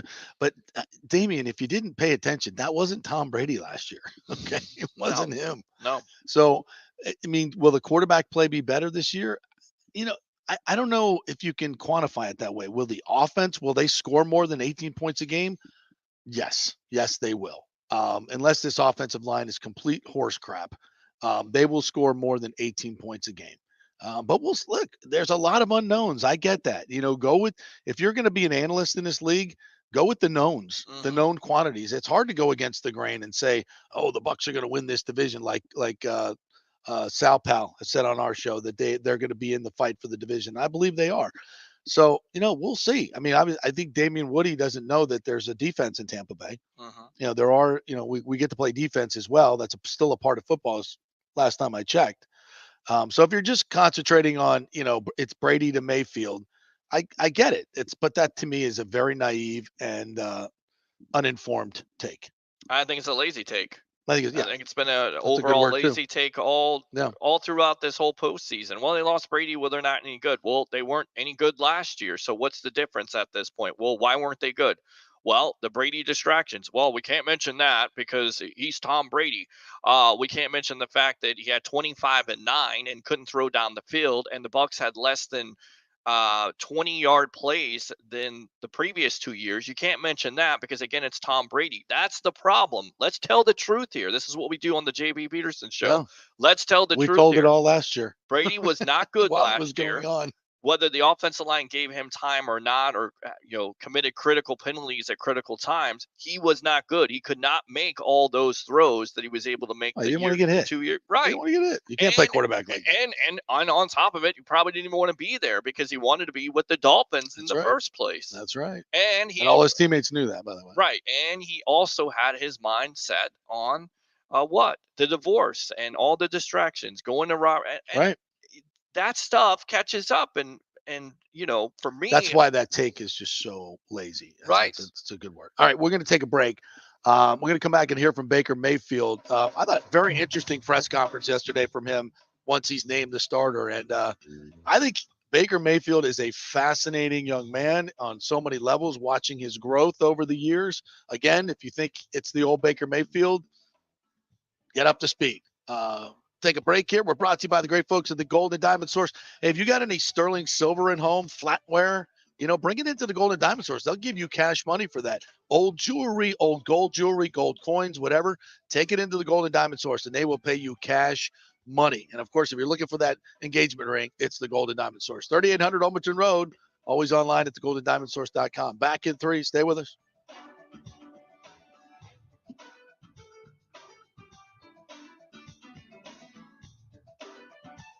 Fitz the mortgage guy did it again. A listener heard his ad, was going to another big bank, but called Scott Fitzgerald at American Mortgage Services of Tampa, and Fitz saved him $618 on his monthly payment. Are you kidding me?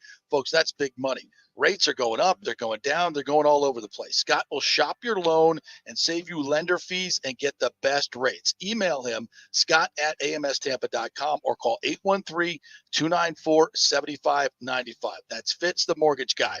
Lots of stuff going on right now, and these rates are going all over the place. You need somebody knowledgeable in the market that will work hard for you and get you the best deal. That's my man, Scott. He's done 3 loans for me, done thousands of loans for local folks here, works with a lot of the coaches and players in the area. He's the guy. 813-294-7595, or go to scott@amstampa.com. JP here for my good friends at Italiano Insurance, and they did it again. Once again, Italiano Insurance stepping up with the best customer service. I was in a bind. My old insurance company, my auto insurance, jacked up my rates, so I called Charity at Italiano Insurance, and she stayed till 9:30 at night until she got my insurance done. And guess what? She searched all these companies for me. I didn't do the work. She did. Saved me $1,000 on my annual premium. $1,000, folks. That's real money. And that's what you get at Italiano Insurance. Great customer service. And here's another note for you, by the way, with hurricane season up. 40% of people in Florida are underinsured. That means if you have something happen during a hurricane and you need replacement cost, you're going to get 40% less than you deserve. Can't let that happen. Call the folks at Italiano Insurance and get them to help you out in both those regards. They will save you money and keep you insured properly. That's 813-877-7799. Great folks in the community, been doing it for over 60 years. Italiano Insurance, 813-877-7799. During COVID, over 1.7 million people were added to the Florida Medicaid rolls, but as of April 1st, 2023, most of these people may not be eligible for the Medicaid coverage and will lose their health plan. If you have been notified you are losing your coverage, don't freak out. It's very likely you can apply for a federal subsidy under the Affordable Care Act. Just call 877-652-0244. Our representatives will walk you through the whole process, get some basic information on your income, number of kids, and then they'll find a plan that best fits your needs. In fact, with the new laws, 90% of Americans qualify for reduced or free health care. You can select great plans like Florida Blue. That's my carrier. Love them. Paying $800 left after making the call. 877-652-0244. Our highly trained professionals know all the intricacies of the new laws. They will do all the work. You save tons of money. So if you're being dropped from Medicaid, fear not. Call 877-652-0244. Get real health insurance, free doctor visits, free blood work, no deductibles. 877-652-0244. Hey, JP here for Extravaganza Productions Incorporated, EPI. You've probably seen their purple logo at so many events that you've gone to. They are based in Tampa. And for over 33 years, they've been creating and producing conferences, meetings, and special events, the biggest to the smallest. Solid reputation of delivering the best audio-visual, sound, lighting, entertainment, video production, and decor on time and on budget. I've worked with them with so many big events. The Warrior Games, which was an Olympic-style event all over Tampa Bay, from McDill to the Convention Center to USF. They did it flawlessly, made it look big and fantastic. I've worked with them on small events as well, large and small meetings and conferences, sporting events, fundraisers. If you got a fundraiser, you don't know the logistical way to pull it off, they'll take care of everything. Entertainment events, branding events, grand openings, so much more. The folks at Extravaganza Productions are the most professional and the best. I've worked with them many times. They are fantastic. You can contact them through extravaganzaproductions.com or call 813-621-4700. Extravaganza Productions, they are awesome. Ladies and gentlemen, let's rock. This is FanStream Sports with JP. All right, welcome back to the JP Peterson Show. We appreciate you guys joining us here. Peter Blake joining me here as our new producer here. We're working out the bugs. Don't worry about it. We'll get it all worked out. Try not to kill me on air. No, you're fine. You're doing fine, man. I'm trying. We have a whole new system that we're Yes. trying out here, Yes. trying to improve the show for you. So, we got to find out. When there's fans out there saying, "Well, just go back to the regular thing." Okay, well, we could do that, and we could just go on our cell phones and do that, or we could evolve a little bit. And Trying to make it a little bit better, that's bring it. some better video quality, some better video options. So hang with, we're just trying to be better. We're That's trying to be it. better, and there's going to be some growing pains. So we'll work through all of it. We appreciate you guys being patient, though. Yes. Thank you very much for that. Thank you. I wanted to play the Baker audio from yesterday. I thought it was really revealing on a lot of different levels. Just a couple other notes here from our wonderful listeners out there. As far as Brady being, listen, I know we're talking a lot about Brady. We're not throwing him under the bus. He wasn't the only issue last year at all. That's not what we're saying. It was dysfunctional from the start, with Byron and not being on the same page as the head coach and expecting certain things from Brady that he wasn't able to give you last year, and everything being predicated on Brady. He's going to get all the blame, or certainly a lot of the blame and all the credit when they win a Super Bowl. So no, it wasn't, to me, it was a confluence of things, right? Let's start with a rogue offensive coordinator who was trying to do his best by Tom Brady, but not the head coach. So that all went haywire. Brady that was not engaged. And as I said many times last year, his superpower was always his incredible preparation and beating you with his mind. And he wasn't able to do that because of all the distractions going on around him. And losing Ryan Jensen up front, as that certainly gave him less trust in the offensive line. So yeah, there were a lot of, and Todd Bowles as a head coach in a situation that it was dysfunctional. So yeah, it wasn't just Brady, and the defense got poor at the end of the year, right? Because they got so frustrated that the offense couldn't do anything, and they were on the field all the freaking time. So yeah, it was that's what gets you 8-10 in a team that got steadily worse as the year went on. Yeah. All right, so I want to go out to these Baker Mayfield comments. Yeah, so this is Baker from yesterday as he's named the starter, and I just think some really interesting stuff. I think this is a really, really compelling character in football. I love the way he plays. I've said this from the very beginning. I've always loved Baker Mayfield. I love his grit. I love his story. He's always been the underdog and got into a dogfight, and he's always come out on top. He won a Heisman Trophy. I think, when you look at how his professional career has gone and the teams that he's been with, to put the blame on him, I think is ridiculous. So, I think this is a new start. We'll see how he does. I'm not sitting here saying that he's, an all-pro quarterback. I'm not, but I think he's an average to above average guy, and given the right situation, can win a playoff game. He's done it. I don't have to conjecture about that. Right. He's done it. You're exactly right. All right. Here's your starting quarterback, Baker Mayfield. Appreciate it. The sense that decision's finally been made and it's out there, and you can kind of move on and focus on getting ready for the regular season. Yeah, I think now we're going to treat this real game week, like in season type. So just practice schedule wise with the carded periods and stuff. So yeah, it'll be nice to get 1 week under our belts until it's the real thing, and until we get rolling. Baker, it's not a huge surprise, but can you just take us through when you were told, how you were told, and sort of, what that conversation was like? Yeah, Coach Bowles came up to me this morning. He had told me that he had talked to Kyle already. Just informed me that we're going to roll with me, and just continue making smart decisions and go from there. So now just got to lead like I know how, and the real thing's right around the corner. So it's an exciting time.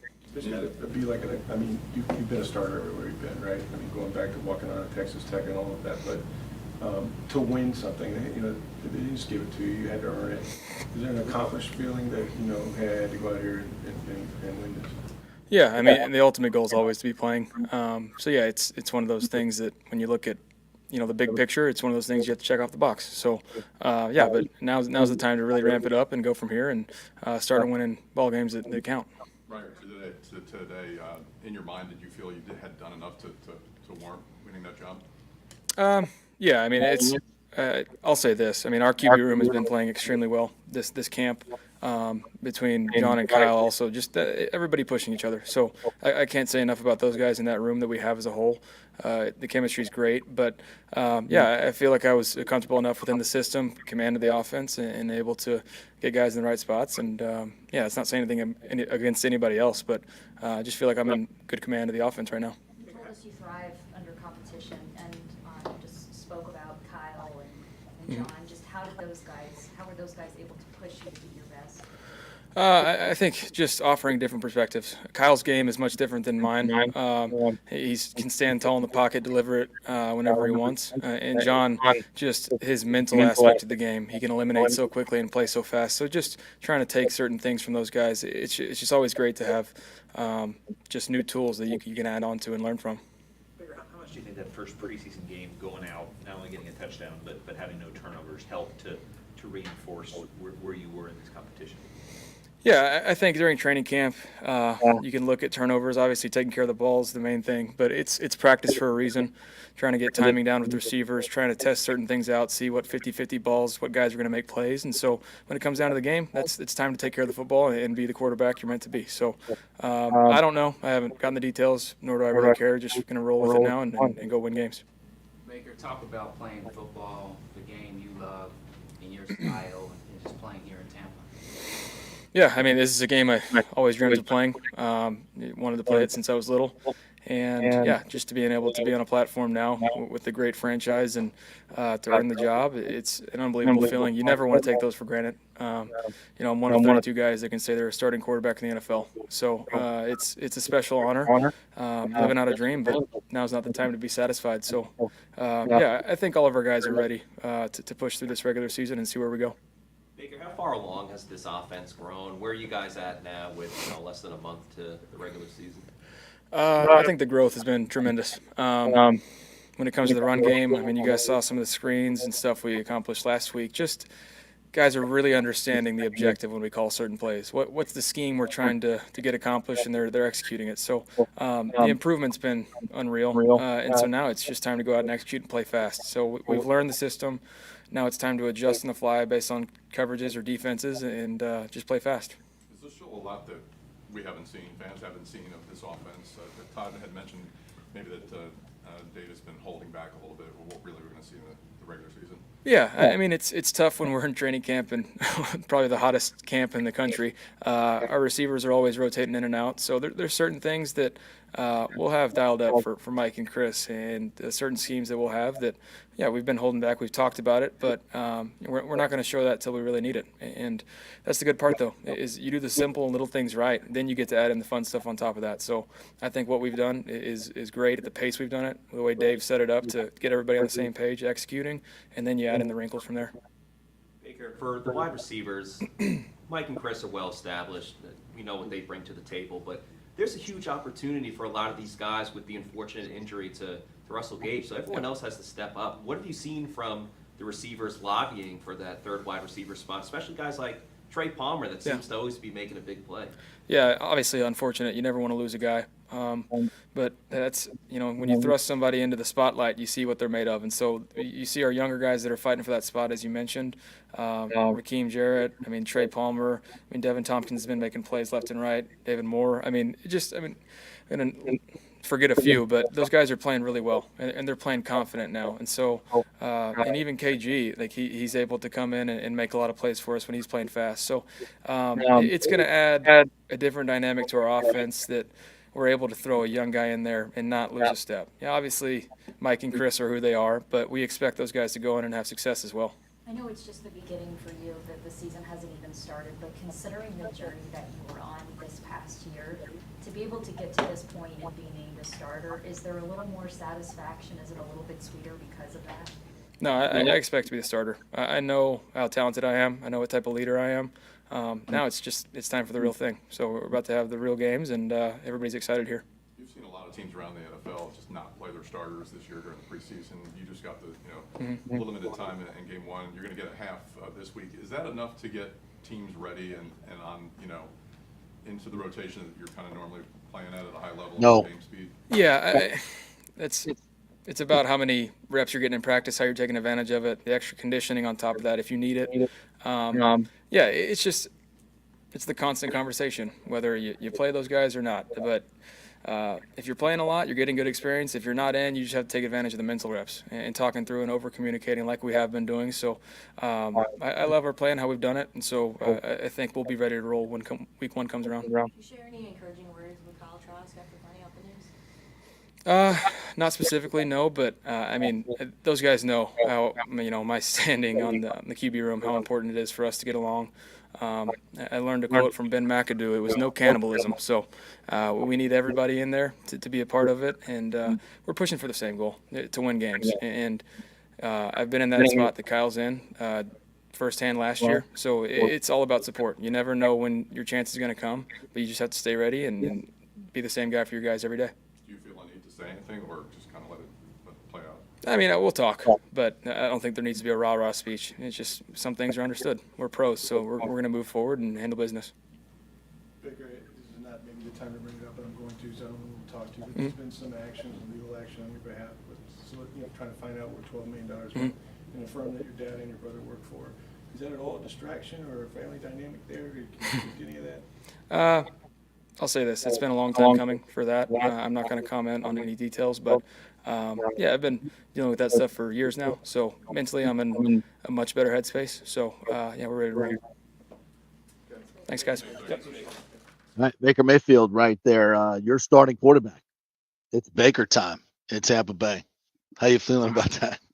I feel just fine about it. Again, I think that he is the perfect guy for this offense. He knows the offense already. Yeah. And then on top of it, he has all this experience. So it's not like he's coming in here and he's going to be like, I got to prove this, I got to prove that. He knows what he's got to do.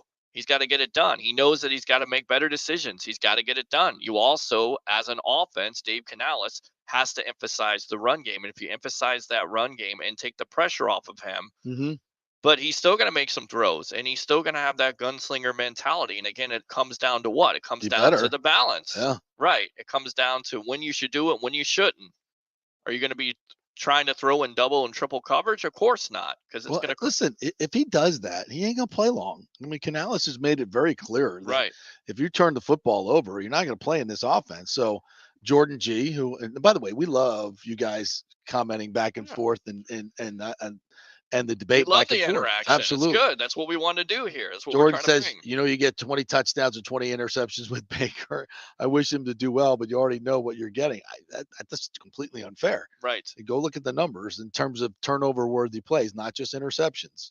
If people latch on to those, and Right.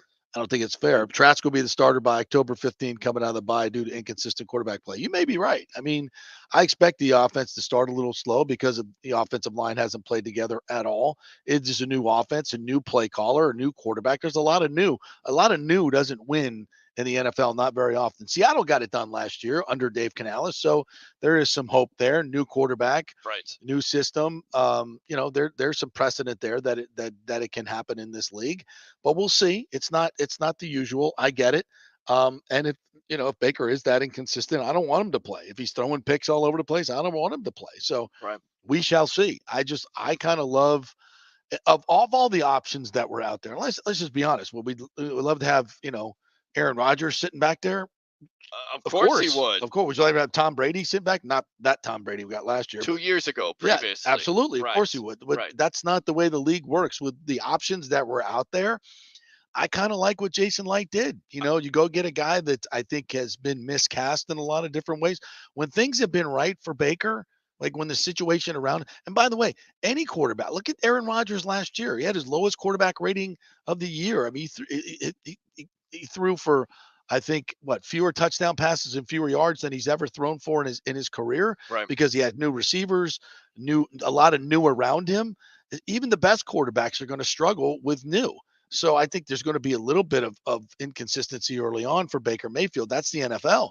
But and which brings the and point again. He's been in a lot of these bad situations, right? 11 different coordinators, different head coaches. When he had an offseason to get ready in Cleveland and a decent roster around him and some competent head coaching, they won. They went to the playoffs and won a playoff game and a good running game. I mean, that's I think what Todd Bowles is trying to replicate here for Baker Mayfield. And you want to bitch about Carolina last year? I mean, Matt Rule, are you effing kidding me?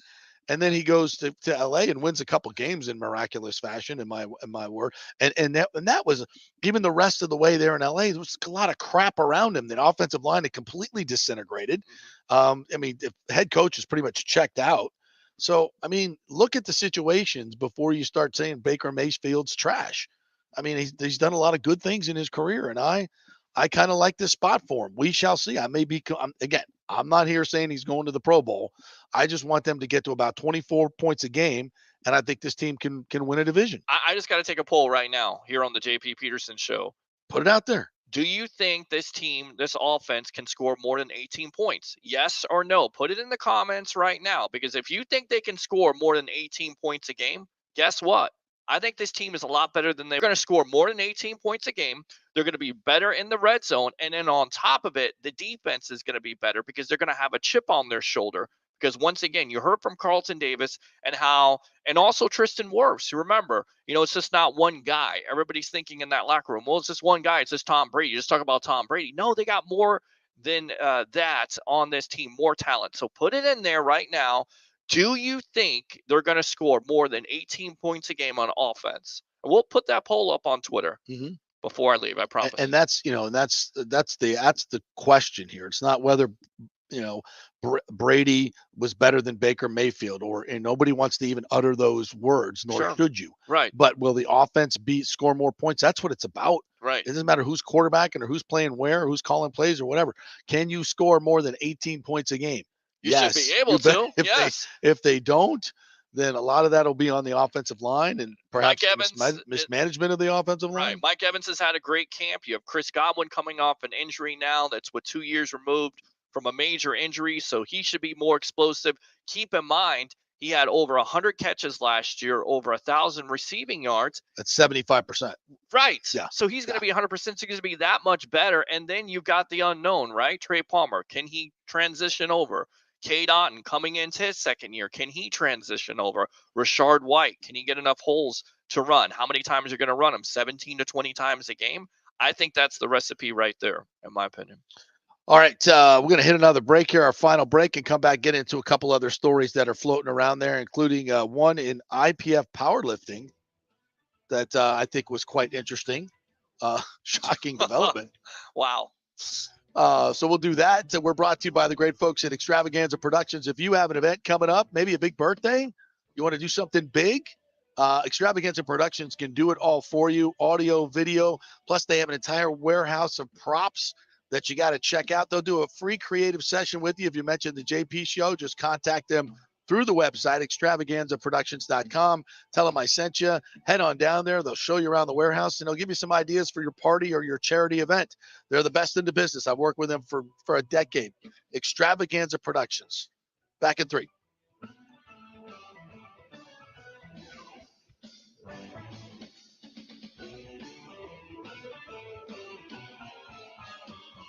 Old coins sitting around the house. Well, the Golden Diamond Source will purchase a variety of different types of coins and bullion. Their gold buying program includes sterling silver, platinum, and watches. They also accept unusual pieces that other jewelry stores do not, such as gold bars and sterling silver flatware. The list of items they do accept is far more extensive than those they don't, so check it out. While you're there, you can check out the largest collection of any family-owned jewelry store in the country, especially with summer coming to an end. The holidays are right around the corner. Never too early to start your holiday shopping, especially if you're planning on getting engaged or have any birthdays or anniversaries coming up. Come on in and find out what buying jewelry should be like with an expert staff of gold and diamond jewelry enthusiasts. And the best part, they treat you like family. And if you're worrying about price, don't. The Golden Diamond Source has something for everyone's budget. They even have a layaway. If you stop in and get your favorite piece now, you can have it paid off by Christmas. Plus, you can even finance your purchase with 0% interest for up to 5 years, and you can get a $5,000 diamond for only $83 a month. It's the greatest folks in the world, Julie and Steve Weintraub, the Golden Diamond Source, 3800 Olmerton Road, always online at thegoldendimondsource.com. JP here for the Jeeves Law Group, Jeeves. Call for a free case evaluation, 888-9-JEEVES. That's 888-9-JEEVES. We're local, we're trusted. The law firm brings over 80 years of combined legal experience focusing on clients in Tampa Bay, the state of Florida, and national class action cases. If you're injured, get that free case evaluation, no cost to you. The Jeeves Law Group's focus is on auto, truck, and motorcycle accidents, as well as class action and consumer protection law. Scott Jeeves is a board-certified civil trial lawyer and a certified circuit court mediator practicing in the Tampa Bay area for over 30 years. You hear him on the show all the time. Great guy, big Gator fan, and great for the community. The Jeeves Law Group is a highly skilled team with years of experience that will apply their skills, expertise, and knowledge to assist individuals who have been in an accident with compensation for damages, lost wages, medical expenses, pain and suffering, and property damage. Get that free case evaluation, 888-9-JEEVES. That's 888-9-JEEVES. JP here for my good friends at Italiano Insurance, and they did it again. Once again, Italiano Insurance stepping up with the best customer service. I was in a bind. My old insurance company, my auto insurance, jacked up my rates, so I called Charity at Italiano Insurance, and she stayed till 9:30 at night until she got my insurance done. And guess what? She searched all these companies for me. I didn't do the work. She did. Saved me $1,000 on my annual premium. $1,000, folks. That's real money. And that's what you get at Italiano Insurance. Great customer service. And here's another note for you, by the way, with hurricane season up. 40% of people in Florida are underinsured. That means if you have something happen during a hurricane and you need replacement costs, you're going to get 40% less than you deserve. Can't let that happen. Call the folks at Italiano Insurance and get them to help you out in both those regards. They will save you money and keep you insured properly. That's 813-877-7799. Great folks in the community, been doing it for over 60 years. Italiano Insurance, 813-877-7799. Ladies and gentlemen, are you looking to lose weight or just lean up for bathing suit season where there are so many diets and chiropractors and weight loss clinics out there? You don't know where to start, right? We'll start at Bay Area Modern Medical Center. Chris Lugo, PA, and his professional staff will devise a personal plan for you that gets results and will help you keep the weight off. Everybody metabolizes food and supplements differently. Many of these other approaches are designed for the masses. So how's that going to work for you specifically? It's not. Chris will spend one-on-one time with you to find out what works best for you so the weight comes off safely without the use of harmful drugs and side effects. Call 844-977-3477 or go to BAMMC.com. Tell them JP sent you for priority scheduling. 844-977-3477 or BAMMC.com. Pure sports. JP is back on. Welcome back. FanStream Sports. All right, welcome back to the JP Peterson Show. Rolling through some interesting topics today. Perusing my my Twitter, I'm talking to Peter I'm just looking at all these video. This video from Hawaii, man, is just absolutely horrible. I mean, in so many ways. Terrible. And I don't know what to say. I mean, a wonderful president's visit was so well Inspirational. executed. Yeah, well executed. But it's weird as you look at all these homes that are just burnt to the slab. And then there's like these first responders that are looking at this video, that like firemen that have gone to wildfires and stuff. And it's like, I've never seen a house burnt to the slab, but the grass around it perfectly green. Or, 7 houses burnt to the slab, and then there's Oprah's house that's not even touched. I'm not alleging any conspiracy theories there at all, but I'm like, how does that stuff pretty happen? easy to do. With Like, that how does right that, there. like wildfires, normally when they come through, they like just devastate the whole area. They don't like, oh, that grass is nice, I'm not going to burn that grass. Or, oh, that house looks nice, I'm not going to do that house, we'll just let that one alone. And it's just like, you're looking at it from the air, it's just so weird. Yeah. Like, what the hell happened there? Start the conspiracy theories. And there's like a total media blackout going on. Oh yeah, of course. That's weird. I don't know what happens in these things, but it's just weird. It's crazy. You already said it. The masks are coming back. Yeah, did you hear that? Did you hear that? Yeah. I said there's colleges that have already put out their social distancing and masks and everything coming back for fall. It's almost like COVID-19 coming to a place during coming to a theater everything we year. everything we did that didn't work. Let's do it again and suspend everybody's freedoms and ruin their lives. You might as well, because Hollywood tries to remake everything anyway. So go ahead and do it that way. It always works out. Shocking development. All right, so here's an interesting story. A huge win for Women International Powerlifting Federation changes policy after man dominates female competitions. The International Powerlifting Federation has changed its policy, seemingly in response to outrage generated by a male dominating female competitions, breaking records along the way.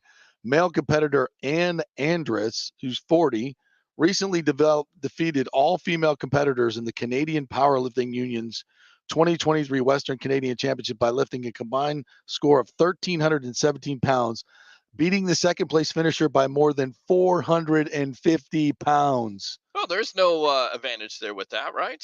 No advantage at all. Anders, who claims to have transitioned to a female 20 years ago, has broken multiple records since identifying as a female powerlifter in 2020 at 40 years old. Following the fiasco, female competitive powerlifter April Hutchinson spoke out against the record-breaking performance by Andrus. It's been very disheartening. Athletes have been chasing that for years, and we're talking top athletes who have been training. My boyfriend could basically walk in tomorrow, identify as a female, compete, and then the next day go back to being a man again. No proof, no ID required, just basically going on how he felt that day and whatever gender you want it to be. That was the current rule. Imagine that. That's the rule. Okay. And again, nobody has a beef with people that are transgender or moving to trans. We have a beef with people that are faking it to dominate with female competitions. Right. Which is obvious as Leah Thomas's appearance. And then anybody coming out and saying, well, they don't have an advantage. It's an equal playing field. No, it's not. It's ridiculous. An equal playing This field. is why we have weight classes in male boxing and MMA. Smaller people, less strong people cannot compete with bigger, stronger people in these type of events. And, it's all this ridiculousness that's going on and being part of it. And you can have your opinions on all that part of it. But when it comes down to competing in sports, you're completely destroying what women have tried to, through Title IX and other things, overcome for the past 50 years. Right. Not to mention the work that has gone into training these athletes have their entire lives to get to the pinnacle of their competition, to have some dude who transitioned last week come in here and say, I'm a power lifter. And then and people, IBF federations, the NCAA, And and how much weight was it? and like large governing bodies going, yeah, that's fine. That's fine. We don't want to, you don't want anybody to feel left out. We've got to be inclusive. So if you're feeling like a girl that day, sure, come on over and lift some weight. Get on the bicycle. Jump in there. Sure, Hank. I mean, Henrietta, sure, jump right in there. I mean, what are we doing? What are we? People like the NCAA with straight face. No, I'm sorry. He's allowed to come into your locker room and with all his genitalia there, and you have to. And if you don't like it, it's your problem. You're the problem, not him. I'm her. Taking a moment of silence on ESPN, right, during a college broadcast. Let's have a moment of silence, like somebody died. And by the way, I'm listening to the Baker Mayfield, and it's like, when was Kyle informed of this decision? Did you talk to Kyle? Is he okay? How are his feelings right now? And Baker's like, we're pros. Like, this is how it goes. He understands. We all understand. How's he feeling? Is he okay? Sports competition. Is he okay? Is he gonna be all right? Like in asking Todd Bowles is like, when did you inform him? Did you tell Baker first or did you tell Kyle first? How did he take it?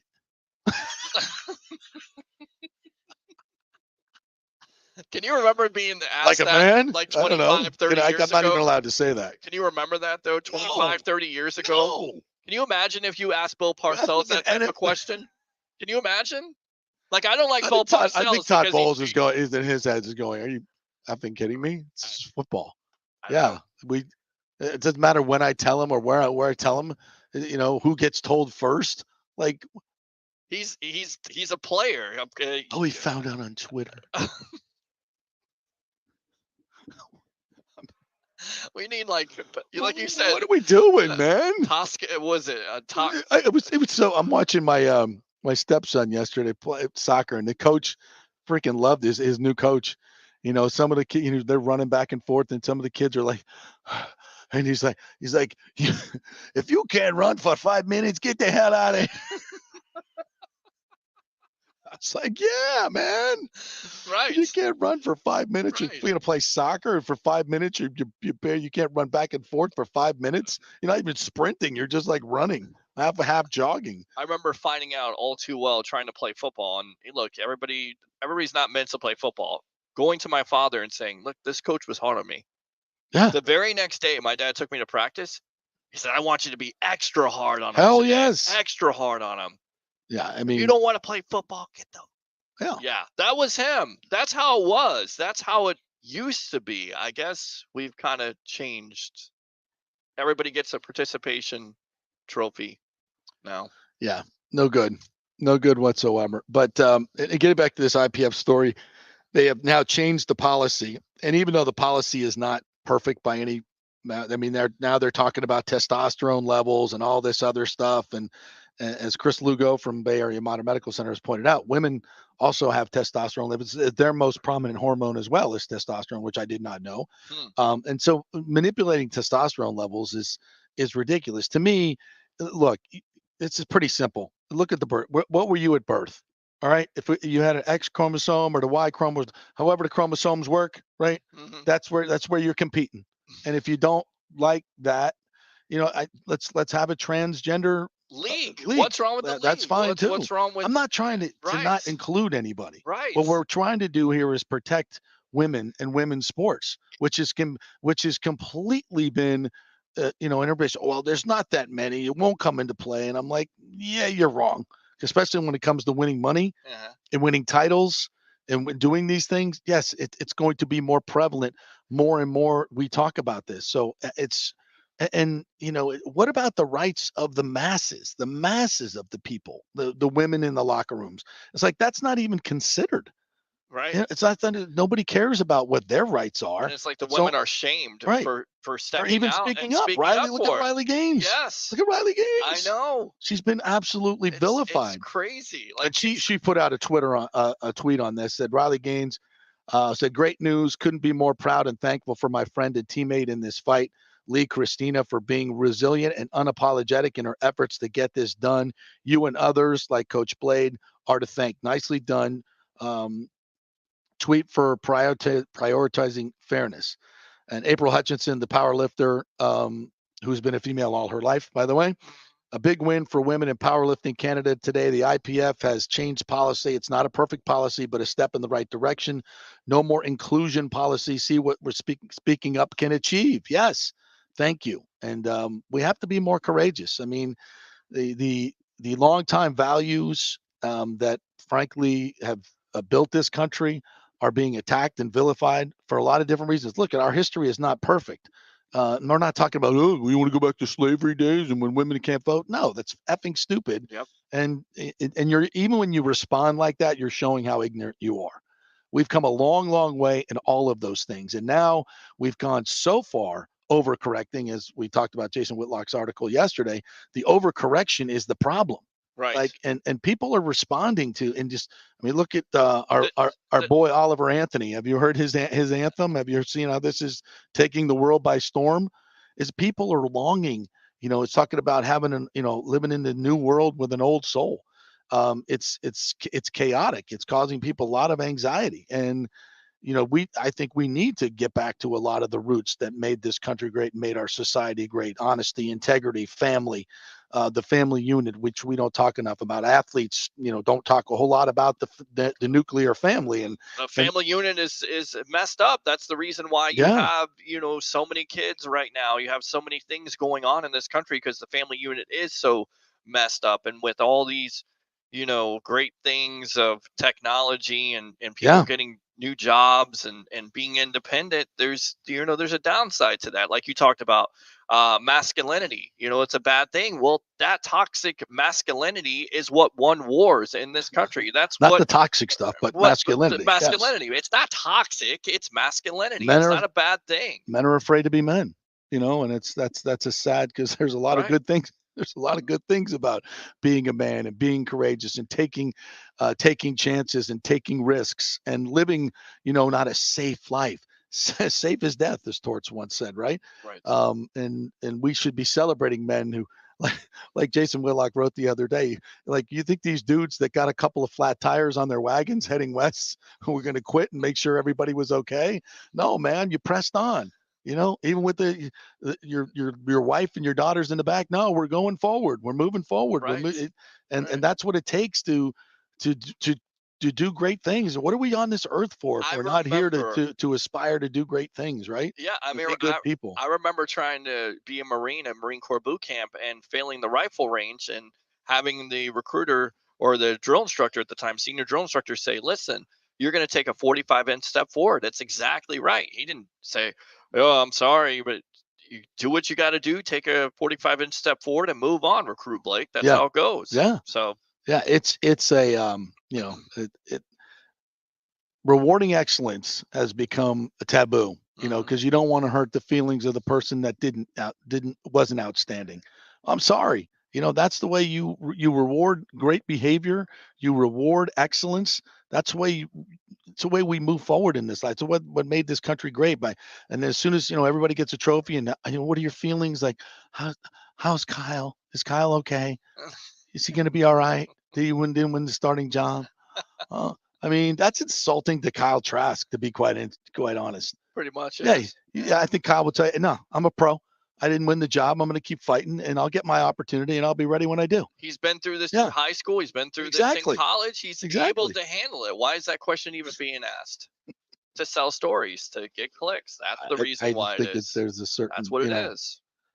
There's a certain expectation of people that this is the way the world should be, and it's like, no, and we're if good. you're not like that, you We're get good. canceled. Yeah, it's called competition. That's why I'm a football player. You got to compete for your job. You either win it or you lose it. And when you lose it, you don't go sulk in the corner and need a day off, to get your mind right.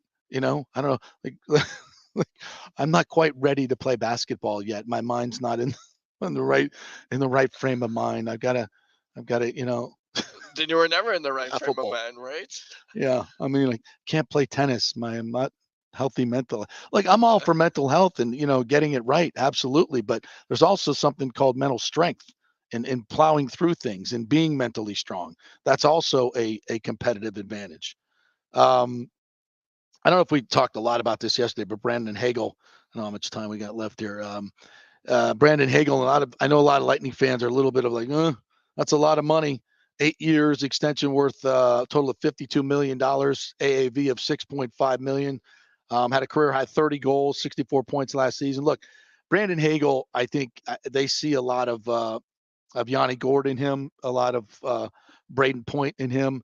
And I think they believe that he's just 24 years old. He's just scratching the surface.